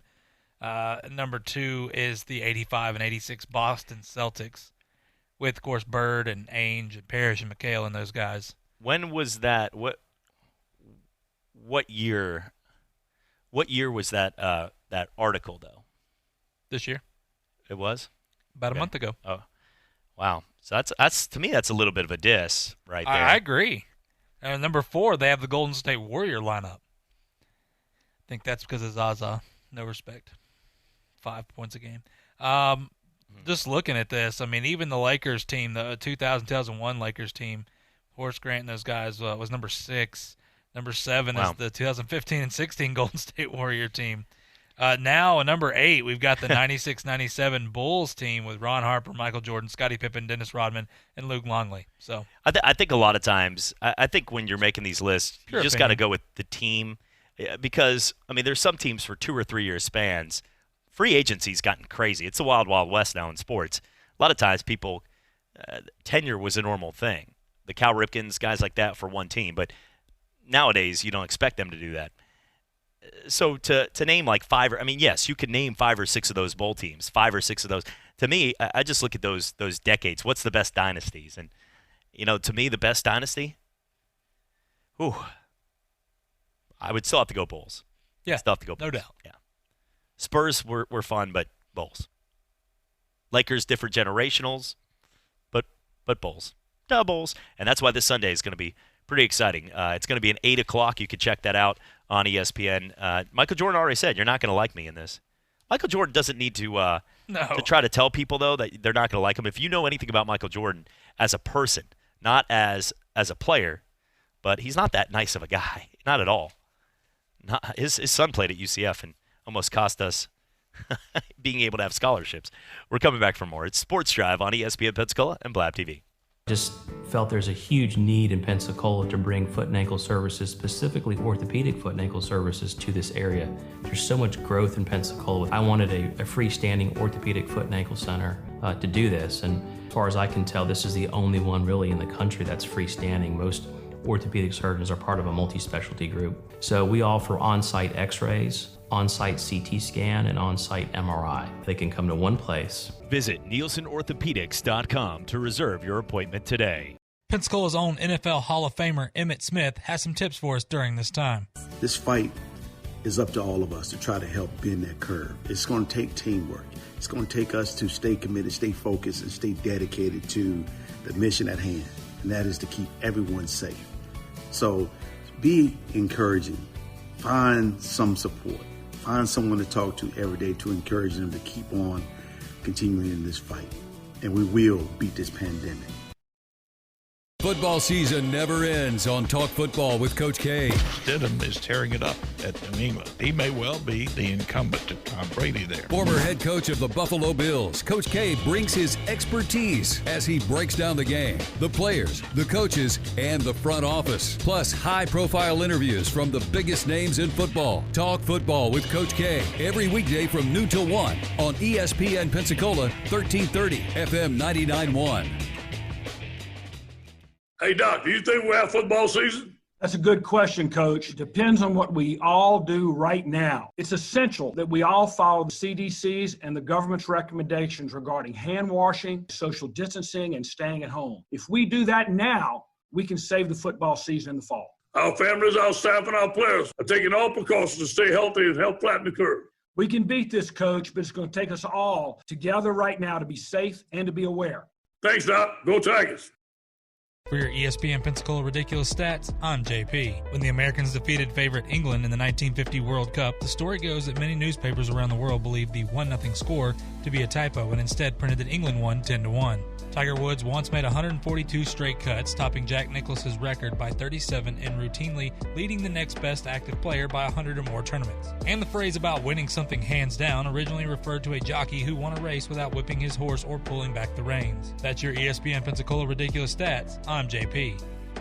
JP here. At ESPN Pensacola, we are hometown proud. We love our hometown heroes like Super Bowl champion Seattle Seahawk Doug Baldwin. They fake, the lob, wide open, touchdown, Doug Baldwin. Bigger body than Wilson likes to throw to, big target.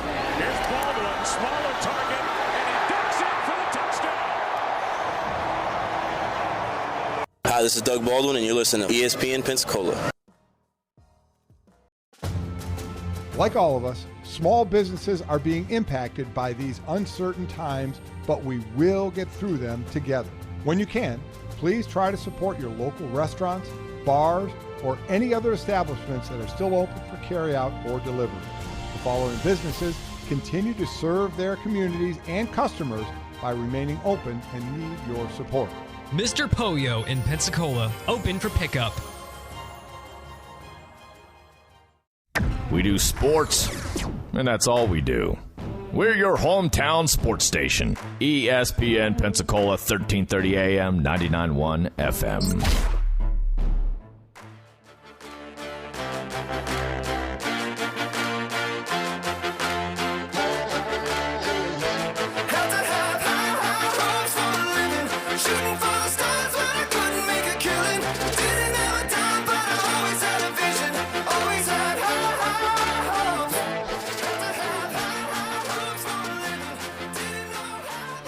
And welcome back, Sports Drive on ESPN Pensacola, 1330 AM, 99.1 FM. Simulcast each and every day on Blab TV. when it comes to athletes in Pensacola, there's been so many great ones. And coming up here on Saturday on the Sports Call with Davis Allen, Justin, Patrick, and the guys, they're going to have a chance to name the top 16 of all time in the brackets, and then go through each round.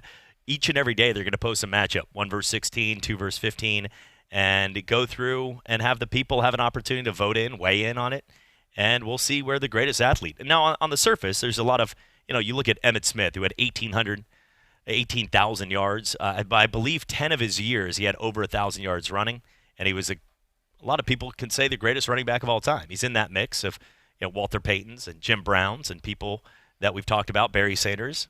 And when you are the greatest of all time, by a fair margin too, in yards, which is going to be a hard one, by the way, JP, that's going to be a hard one because the game has gotten so far away from the Christian McCaffrey might have more yards by the end of his career if he plays that long, total yards, but half of those yards are going to be receiving. To get that many rushing yards is going to be nearly almost impossible for a running back to be able to do over a 12, 15-year span in today's NFL. I think it's something that I hate to say never, but I think never will be broken again just because the game's different. I mean, just overall. How many Derrick Henrys are there right now?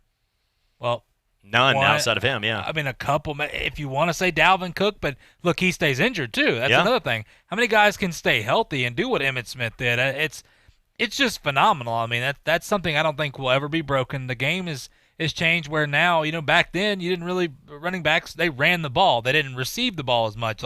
The game is they're trying to utilize every single athlete out there. And look, wide receivers can line up in the backfield. Quarterbacks now, we see Taysom Hill, guys like that. We see Lamar Jackson's do what they're doing and be so good at it. The game is completely different. This is a record that I would feel comfortable putting a lot of money on this. Not saying I will. I don't have a lot of money, first off, but I would put a lot of money on this if I had it and say this will never be touched. I would have to agree. If you get that stimulus, if they do that 2,000 per kid, I know you got like 45 kids out there that now rabbits. All of a sudden, Maury Povich show is like the most exciting show out there. Guys like now all those kids that guy never claimed. He's like, come on, baby! Like every one of them, like that's also your kid. Woo, woo, woo! He's marking on the board. He's like, okay, another one. Yes, that's also your kid. Get that new Corvette. And Toto Cromartie's like, I quit football, man. I got more money. What about Phillip Rivers? He's making more now with just the stimulus stuff than he is in his contract. Right on. And we're talking about, this was actually an idea, was anybody over the age of 16, if you have a family, your family would get $2,000 per month per person. I mean, think about that if you have 5 kids in your family that are all in their, at one time you were getting busy around that 17 to 23 range, and they're all still living at home. Busy working, right? Exactly. Okay. Because if they want their money in college, like that check's coming to me, I'll be like, Pops, here's my address. But if they're all living at home between that, like you got a Beverly Hills Billy, Brady family, Brady bunch, yeah, look at that. I mean, you make $14,000 a month sitting around the couch. Not bad. That's why it's not going to happen. It better not happen. It would set us. So people are already saying with the stimulus checks, I'm not getting into all that, but that would ruin everything from the economy. That can't physically work. And you're going to motivate the people that have been unmotivated. All you're going to have is a bunch of Barry White being played at people's homes, hoping 17 years down the road that they'll also get a shot at this. Looking at 850-623-1330. Yeah, a great time to go to the callers here. Yeah, let's go to the callers on this. What do you think of baby making music? Which one's the best? Are you going to go with a little Marvin Gaye? All right, let's go to looking at the guys. Trent Richardson. I'm going to go through a couple names, and you say on the surface whether you think they're going to be in the in the 16 or not. We're not making this officially, but we're also as sports fans weighing in, just like all of you. And all right, Trent Richardson, top 16. I'm going to put him as a fringe candidate for that. I'm going to say yeah. There's all-time leading running back in Bama before Henry absolutely. broke it. Yeah, I just think if the pro career would have worked out just a little bit better, and I'm not saying that's his fault. I think it was kind of a different system, and it didn't fit what he was trying to do. And then I don't know from there. I'm not going to say that. I think for what he was and how good he was, this guy in high school too. You talk about college. This guy in high school was unbelievable. Mm-hmm. Just pure unstoppable what he did at Escambia. I mean, everybody knew what they were going to do. And he was still going to get 300 a game, easy. I think this has to be judged. It really, there's no criteria that's perfect for this, so it's judge how you want to judge it. If it's based on professional career, he doesn't make it. Right. But based on at one point, he was getting invited for the Heisman. Right. I mean, he was top dog. Yeah. If Joe Burrow never, if the NFL, something happened with the corona, we never get football again, I'm just crying in my brain saying that. I'm going to just take that comment, throw it right in the trash right now. But if Joe Burrow never played football, he still would be going down as a legend in Ohio and his hometown because of what he accomplished. Now, the year before, going 8-4 and throwing a pick six against Florida to lose a game, that wouldn't have put him in any list. But now it changes real quickly. So for Trent, his accolades enough, and he also has he's been on the show. We got to get him back on, but he's joined me in studio multiple times, so I put him higher on that list. All right, next one on the list. That is not a criteria at all, folks. Doug Baldwin. Yes. Yeah. Yeah. Josh Sitton. Yes. Okay, I agree with all these. Jerry Pate. Yeah, I think so. For sure. I mean, U.S. Open absolutely. champion. And he's also, if you're mixing everything into the community, Jerry Pate has lived here with his family, raised it, played a golf tournament with his son, Wesley. I got paired with Marty Stanovich, Wesley Pate, and Greg Linton. They're all like scratch golfers. And they think I'm this ringer because I did beat Billy Horschel in high school. But my golf game is like my life. It's all over the place. And there's a day I can shoot 73, 74, but I can also shoot a 95 the next day. And I was out there, and they were just sort of like, when you're that guy taking the first shots, hey, yeah, no, go ahead, take it for you. Any golfer knows at a scramble exactly what that means. Yeah, go ahead and let's get them out of the way before we knock it close. Then it would be like 120 yards out on like a par 5 on our second shot in these scrambles, and we were playing Marcus Point, and I remember, Cedar Kills on that one, and I remember I'm hitting in, I knocked it at like 10 feet, and I'm like, all right, all three of them like stuck it closer. Marty even had a bad shoulder at the time. But, I would say Jerry Pate, for sure, is on that list. For sure. Beth Barr. Yes. Yeah. She was silver medalist? Yeah, silver medalist, she was 1988. 16 years yeah. old. She lives in Arizona now, I think. I think she fought and battled cancer and is somebody she's an amazing woman right there. Washington has done some special things. Yeah. But. She was silver in the 4x100, I believe. Yeah, I think so. Yeah. I have – trying to remember all this because I was looking up the other day when this was going through. Because the first thing you want to do if you are truly wanting to be, and you have the time if you're out there quarantining people, but if you want to be part of this and weigh in, yeah, you might know these people, but also look at their accolades. It doesn't take many Google searches to know a lot about these people, but do some research. And I was, before we made that quick, like Don Sutton, Hall of Famer. Yeah, Hall of Fame baseball player, you know how hard it is to get in the Hall of Fame? Look, Barry Bonds and Roger Clemens earning. I'm just kidding. That's a wrong example. Oh, boy. Here we go. It's like, wait a second. That guy wins 7 MVPs? But no. Don Sutton, 1998. Yeah. He had the best ERA in 1980 in the league. So, yeah, I would. 22 years in the league. He's got a sweet perm, too. Impressive. Great, nice guy, too. Yeah, he's in it. What about Reggie Evans? All-time leading rebounder in the Big Ten. He was at Iowa for a season. I think he can make the top 16. I think it's special what He's got the coolest smile, too. He does a ton. It's true, He is like the nicest dude ever. Yeah. Yeah. Don't get in a photo competition. If you try to do, you better not do panoramic. You'll cut off his head. But Reggie Evans, yeah. The reason he had the rebounding record YouTube there. Reggie Evans' game for the Brooklyn Nets, one of his final, I think it was the 22 rebound game he had, and just watch that, how cool it was. But Addison Russell, that's going to be mixed just because of the situation. So I don't know. Well, that and I think he was a special player. He was above and beyond in high school. I think just because of the Cubs and what happened there, yeah, you could say that, but at the same time, he also digressed big time too. I'm not even talking about the other issue, but I'm just saying his play changed because he got injured and he wasn't the same person. That's where I think he wasn't as proven as some of these other guys. Yeah, the longevity of it too. You're right. I mean, and that other part shouldn't be forgotten. I mean, it's a part of it. And so I would have to say. I mean, he did hit a grand slam in the World Series, and he's somebody. But I would have to say probably fringe. It's going to be tough.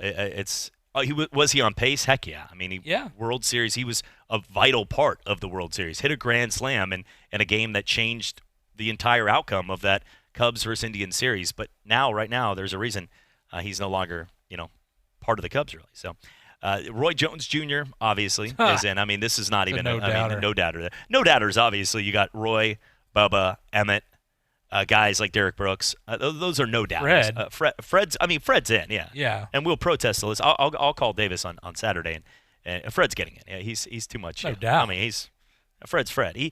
Fred found his way to sit in this studio when we had like How three did he other fit in guests. here? That's what I'm asking. That's what I'm saying. He came in here this day and made it into the studio for a whole show, and that was when the AC also was not working. So for a guy like that, for that alone, Fred gets. I mean, that's an but accolade. I mean, look, Fred still looks like he could go play in the NFL. That's the crazy part about when you meet him. The guy's huge. Yeah, he was, and he was solid for a long time in the NFL. But in his prime, in his heyday, in 2008, when he won the Super Bowl, the year before that, Who'd they beat? That's irrelevant. Oh, okay. But also, 6-year. That was the Patriots. That's who it was. I'm sorry, I had this brain lapse there. Giants paid him back in the day. They paid him a 6-year, $24 million contract. That means when you get paid that. I mean, that's big time money. They wanted him badly as part of that defensive line. So somebody's like, man, I have to go talk to Fred about that. Fred's like, come on, man, don't be. No, listen, that's public knowledge. I'm not getting your bank account numbers. Fred's bought drinks. He bought me the cigar last time we were down. Let's talk about the next one here. Oh, yeah, black eye next time. Fred's awesome. Fred, if you're out there listening, I know that's out of all the athletes, Fred directly has worked with us probably the most, and we've done shows together over the years as co-hosts and stuff. So, yeah, definitely on there, 100%. Michelle Snow. Yeah. Yeah. I think so. 7'1" reach, by the way. Don't try to. Yeah. She became only the third player in college basketball history to dunk in a game. Yeah, I didn't realize she had a 7'1" reach. That's I stood next impressive. to her and Justin Gatlin and I stood next to each other in a. We did a photo op. You're like, which one doesn't belong in this photo? But we were standing there at the. That's the first thing you were saying there.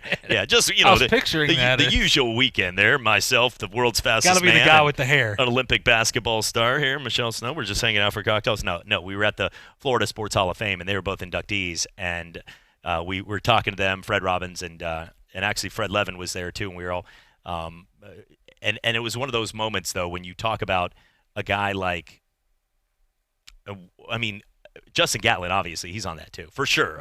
World's fastest man. I would hope we'd put if your city at all leaves the world's fastest man off your top 16, then I would love to come. I would love Nick Saban, call him because he better recruit that city. Because if world's fastest man isn't making the top 16, your city, all it is like a bunch of people coming out of a bunch of robotic machines and shot out there running 4.2. So. He's 100% Barry White. There. I mean, you could argue he's the number one seed. He's not. I would put Emmett there probably. Emmett or Roy. Yeah, for sure. And probably just with everything involved in what has been given back to the city, I'd probably put Roy number one myself.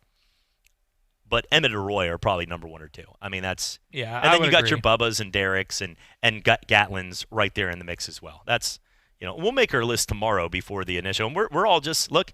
Hey, look, we don't make the ultimate decision. This is Davis right there in the sports call. We're excited for it, too, and looking forward to it. So, Coach K is the only for NFL coaches from the area, for sure, and his accolades. Yeah. Look at this. Coach, we got your love. We got your back. Right absolutely. Right there. I dang sure do, every day. That's right. We both, look at this. We both are, we've been part of it, part of the show right there. Coach, if you're out there listening, we got you. Looking at, trying to think of somebody else. Travis Fryman, 5-time All-Star, yeah. Yes, for sure. He should be in the Hall of Fame, too. Get a vote in. You get a vote Those next are the year, ones, don't you? Don't you? Think you do. I thought you said you did. Maybe next year or That's the year such a before? sad – you know why I just breathed in so hard there? A lot of reasons? Oh, well, yeah. People are like, uh-oh, that's one of the symptoms. Oh, boy. What's a sad moment is you had to remind me – of something that should be like a moment where a kid should be standing by the mailbox every day for that, or an email. It's probably an email these days, but yeah, I do get a vote. American Baseball Writers Association America, you have to be removed 4.5 years from the day, and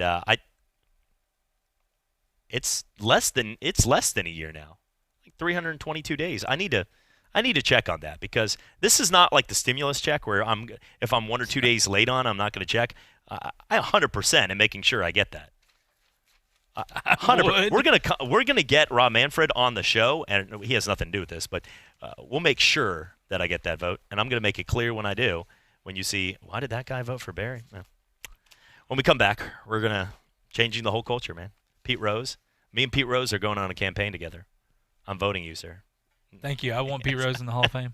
I do too. He deserves it by now. He needs to stop with these Skechers commercials and acting like he's 20. But outside in the hall, though, he's walking in the hall. Take off your shoes. Not in this hall. All right, let's go to break. Sports Drive, ESPN Pensacola. Get out of my hall. Ranger Station. Yeah, hi. I'd like to report a bear sighting in the forest. 1 second, I'm having a smoke. Next thing I know, I'm face-to-face with Smokey Bear. Wow. And he told me it only takes one spark to start a wildfire. Did you know 9 out of 10 wildfires are caused by humans? I had no idea. That's why Smokey's famous and you're not. If you see someone in danger of starting a wildfire, step in and make a difference. Brought to you by the U.S. Forest Service, your state forester, and the Ad Council. Learn more at smokeybear.com. Only you can prevent wildfires. Hear ye, hear ye. I bringeth thee a message from... a message from the king and his new trumpeter, Stephen. The king wishes me to convey his favor to thine team and thine tailgate. Not yet. He invites thee to let the Bud Light flow forth. And he also wishes me to tell thee that he toasts thee... Waiteth until the end, Stephen! With game day's favorite light lager and the slogan of his kingdom... Oh! Dilly dilly! Enjoy responsibly. Bud Light Beer, AB, St. Louis, Missouri. Jackson Pace Pharmacy has exciting news for ED patients. Viagra 100 milligram generic is finally here. Get it today. 30 tablets for $80, less than $3 a pill. You heard right. Viagra 100 milligram generic is less than $3 a tablet. A prescription from your doctor is required, so stop by Jackson Pace Pharmacy and cash in on the savings today. 2256 West 9 Mile Road in Pensacola. Economic development, better schools, law enforcement, and public safety. Just a few of the issues that are on the minds of residents of Santa Rosa County. Twice a month, we take the time to recap the news events that shape and resolve the issues that affect our daily lives. Join us tonight for Focus on Santa Rosa, a 30-minute look back at the past 2 weeks of local news coverage by ESPN's sister station, News Radio 92.3 AM 1620. Focus on Santa Rosa, tonight at 8 on ESPN Pensacola, 1330 AM, 99.1 FM. Hello, sports fans. Miles Bentley here, General Manager at Hill Kelly Dodge Chrysler Jeep Ram in Pensacola. Growing up, I always loved sports. Nothing but net, out of the park, through the uprights. Sink the puck Bentley, that was me. But my love of the game couldn't beat my love for Pensacola and helping folks get on the road of dreams in a new Dodge Chrysler Jeep Ram. Sure, I never went to the big leagues in sport, but we're all pro here at Hill Kelly Dodge Chrysler Jeep Ram. Proud to be in Pensacola. With legends like Emmitt Smith, Derek Brooks, Roy Jones Jr., and Bubba Watson, all hailing from the Pensacola area. And that's only to name a few. This begs the question, who's the greatest Pensacola athlete of all time? Join Sports Call with Davis and Justin this Saturday from 11 to 1 for Selection Saturday as Davis Allen announces the field of 16 athletes. Throughout the next few weeks, you can vote for who you think is the best athlete in our daily athlete matchups at our ESPN Pensacola Facebook page at ESPN Pensacola. This is Davis Allen from Sports Call with Davis and Justin. You're listening to the Sports Drive with Chad Brilliante on ESPN Pensacola 1330 AM, 99.1 FM.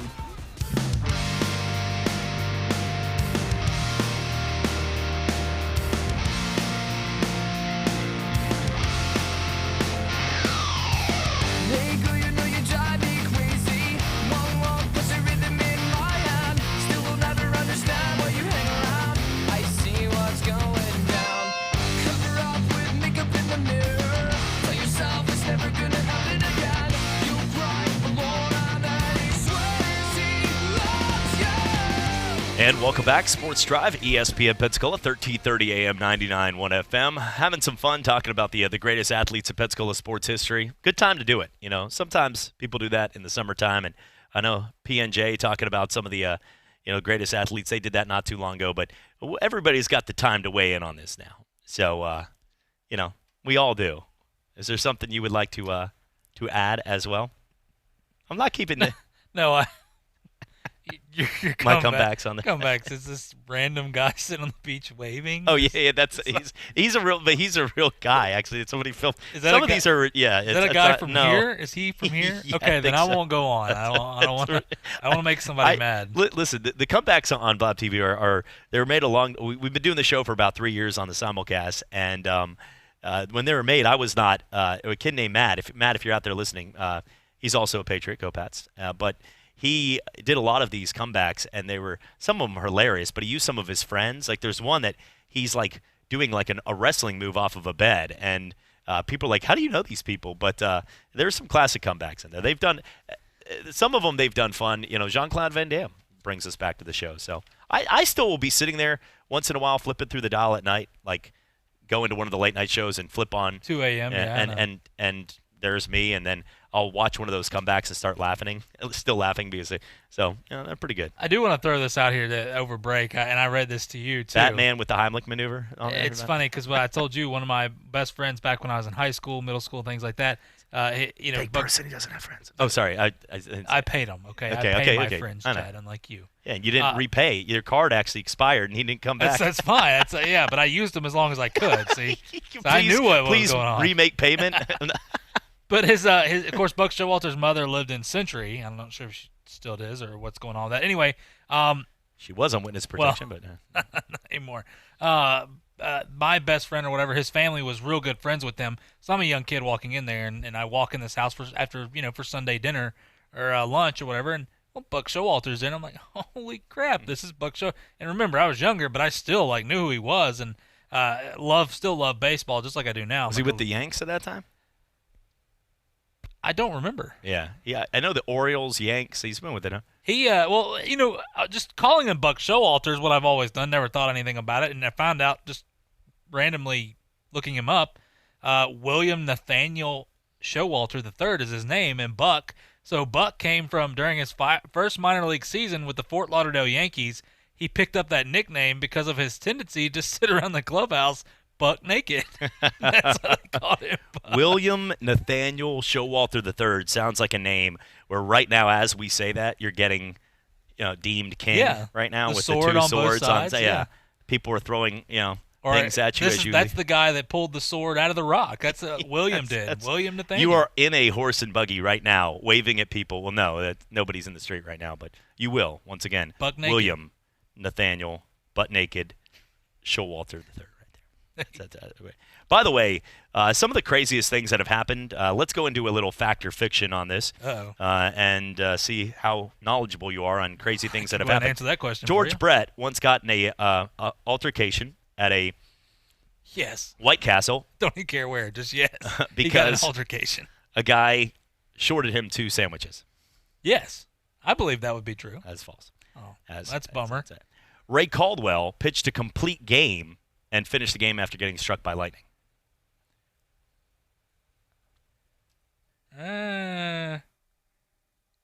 Sounds not unbelievable, but I'm going to say yes, that happened. In 1919, he was struck by lightning, and they took him off, shook off the cobwebs, is what they said. Wow. But after the 9th inning, he was struck, and they were able to get him back out in the field. It was a 6-minute delay, and and then they put him back out. This is the thing too, is pitchers today, the difference between pitchers in 1919 and today. Like today, if you're, the guys that are having a little bit, they look in and they go like this with their shoulder. Because I had a torn rotator cuff, and we both had sports injuries as pitchers. But today, if it even looks like they're having anything, they get pulled off the mound. Got hit by lightning, and they didn't even delay it. They first off 6 minutes. First off, not only for Ray Caldwell, who was struck, but what about everybody else that just watched a dude get struck, and they're like, get him back on the field. Come on. We got a doubleheader. The fans were cheering it on. My a lot going on in 1919. Beatrice has got that pot roast. Come on, let's go. We don't have time for this. We don't have time. Let's get this. They continued the game right there. Cleveland Indians, recorded a complete game. Got the out, too. How about that moment? They all go to rug and the complete game. Nobody comes to hug him. They're like, get away from that guy. He's short-circuiting right now. They go to hug him, and they all get shocked. Just on there, what an incredible moment that is. Is he in the Hall of Fame? He should be. I don't care. That ball should be. He should be. His hair should be in the Hall of Fame. Probably his hair me after that. Hair. Oh, my gosh.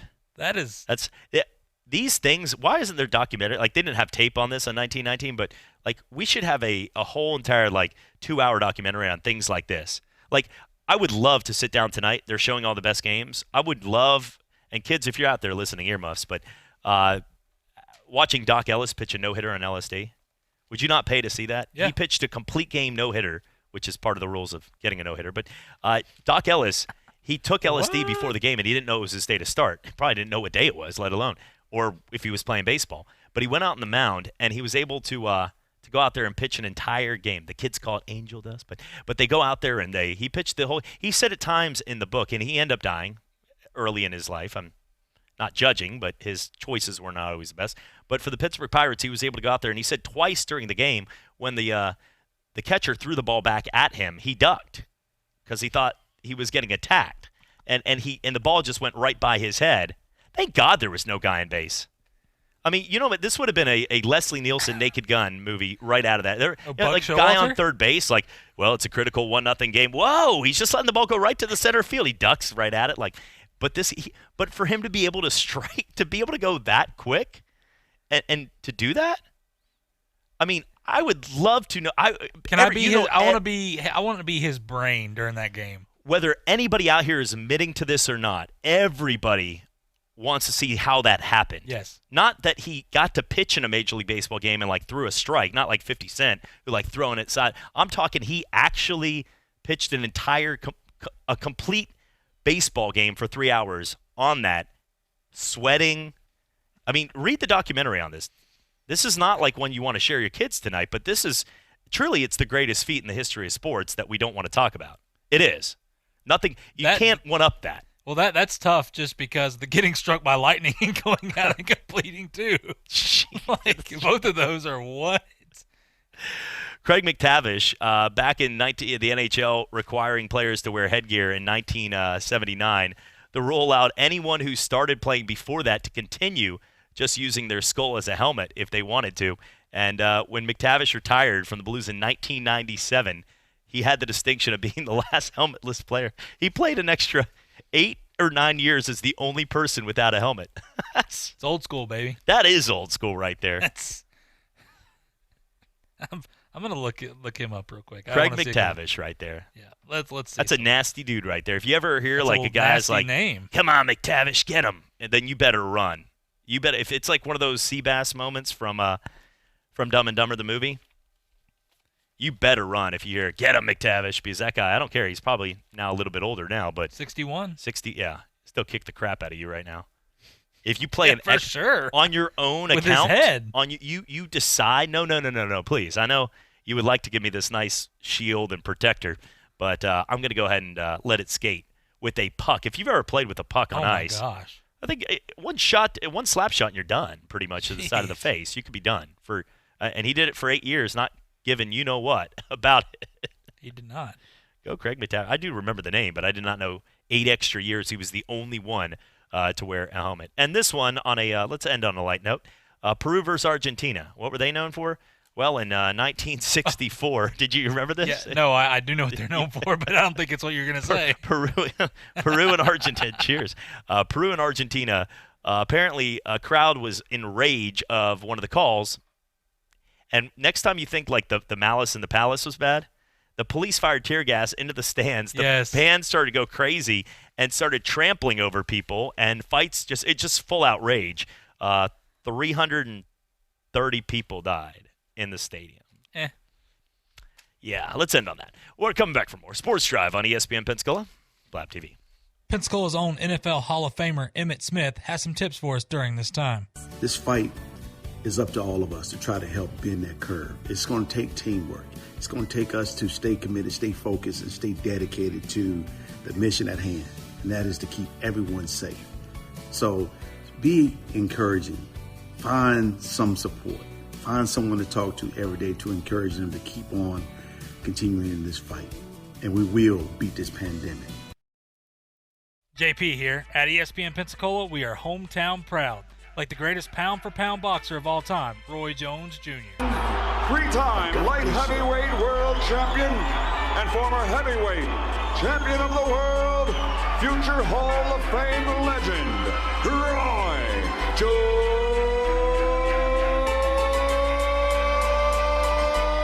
Jr. What up? This is your boy Roy Jones Jr. and you're listening to ESPN Pensacola. JP here. Everyone here at ESPN Pensacola wants to send a shout out to our first responders and healthcare workers at this time. We know it's tough, but we appreciate the work you put day in and day out. We also want to thank our essential workers out there for helping all of us continue to live our lives as normal as possible in this time. For our community, keep rocking it. We are going to get through this. Remember, we were named the #1 strong town in America. That wasn't by accident. We have seen so many people step up and do their part, and we thank all those people for their efforts. We will be stronger for this, and together, we will beat COVID-19. ESPN Pensacola, 1330 AM, 99.1 FM. Pensacola's home to hometown sports, covering the biggest high school games. UWF football, catching every game of the Pensacola Blue Wahoos. Plus, local sports commentary with the Sports Drive with Chad Brillante. And weekend sports talk with Davis Allen and Justin Patrick on the Sports Call. We are local. We are ESPN Pensacola, 1330 AM, 99.1 FM.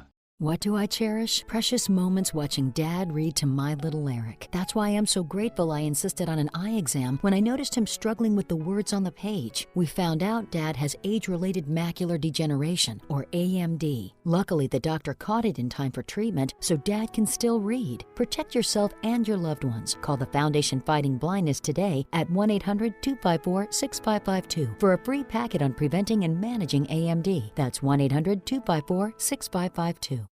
Hi, I'm Danica Patrick. Watching my nieces grow, play, and learn is amazing, but not every child gets to be carefree. 1 in 6 kids in the U.S. are hungry. This breaks my heart, and it's something that Feeding America is working to change. Each year, the Feeding America network of food banks rescues billions of pounds of good food that would have gone to waste and gives it to families in need. To help, visit feedingamerica.org. Brought to you by Feeding America and the Ad Council.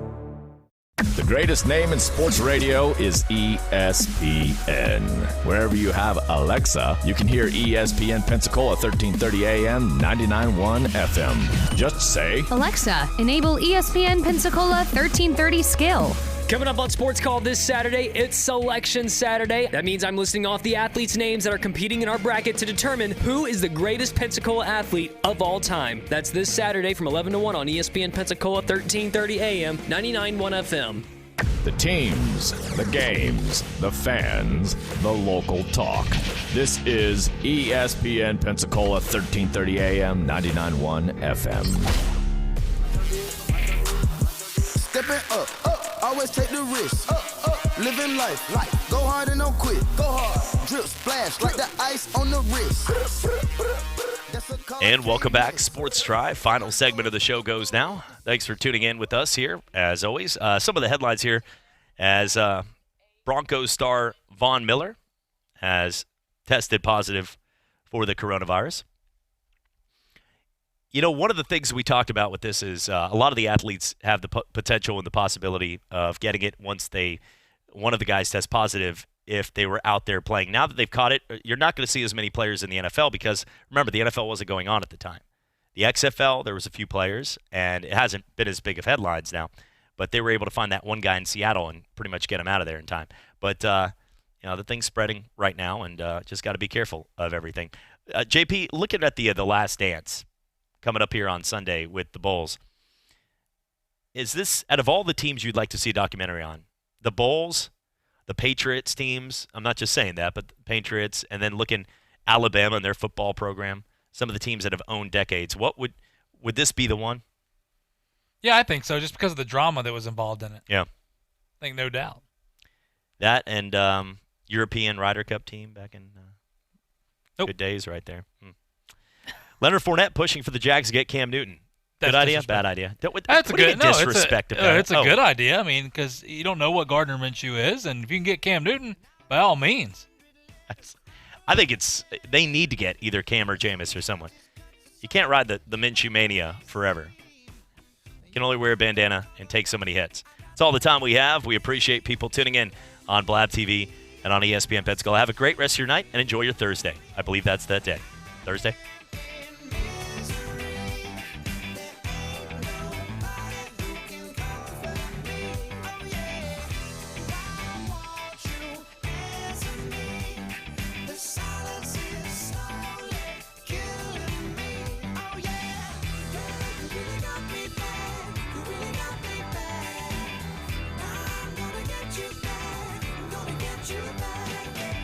Your soft skin and how it mixes in with mine.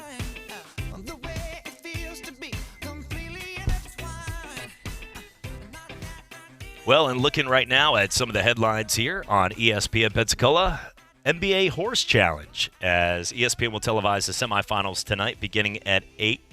JP, I'm going with Mike Conley. He's inside. That's all I'm going to say. Give me the young lady, Allie Quigley. Upset city. If I think about it, it'd just be so funny if the female won it right here on horse. She's going to beat Levine. She's going to win it all. How much can you put on this online? People are betting on this. I don't know. That's a good question. Like fly a low-riding plane over Allie Quigley's house on the big shot? A drone? Just right in the middle of the big... There's no way Levine lets her win, though. No, I'm not saying let her win, obviously. He just got married. He might be taking the time off, true. Or proposed. He's engaged right there. That's what's come to in sports. Zach LaVine gets...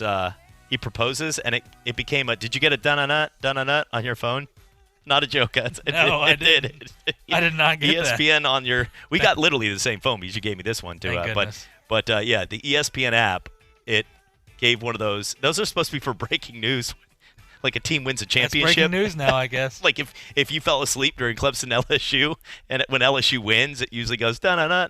You're 2000, you're champion. But Zach LaVine goes on a date. Zach LaVine gets engaged was a dun-dun-dun. That's what it's come to. He goes on a date. Like he's a star right now. He's hot. Yeah. You get Paul Pierce, didn't even get a shot off.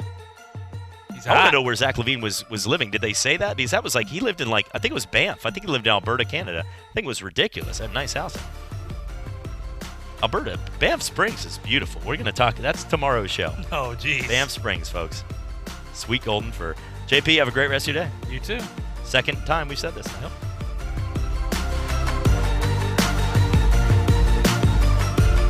This is ESPN Pensacola, 1330 AM and 99.1 FM, the only local station that talks sports 24 hours a day, 7 days a week. From Gullick and Wingo to the Sports Drive with Chad Brilliante. Plus talk football with Coach K at noon, sports call every Saturday. If you'd like to partner with us as an advertiser or a promotional partner, just give us a call at 262-6000.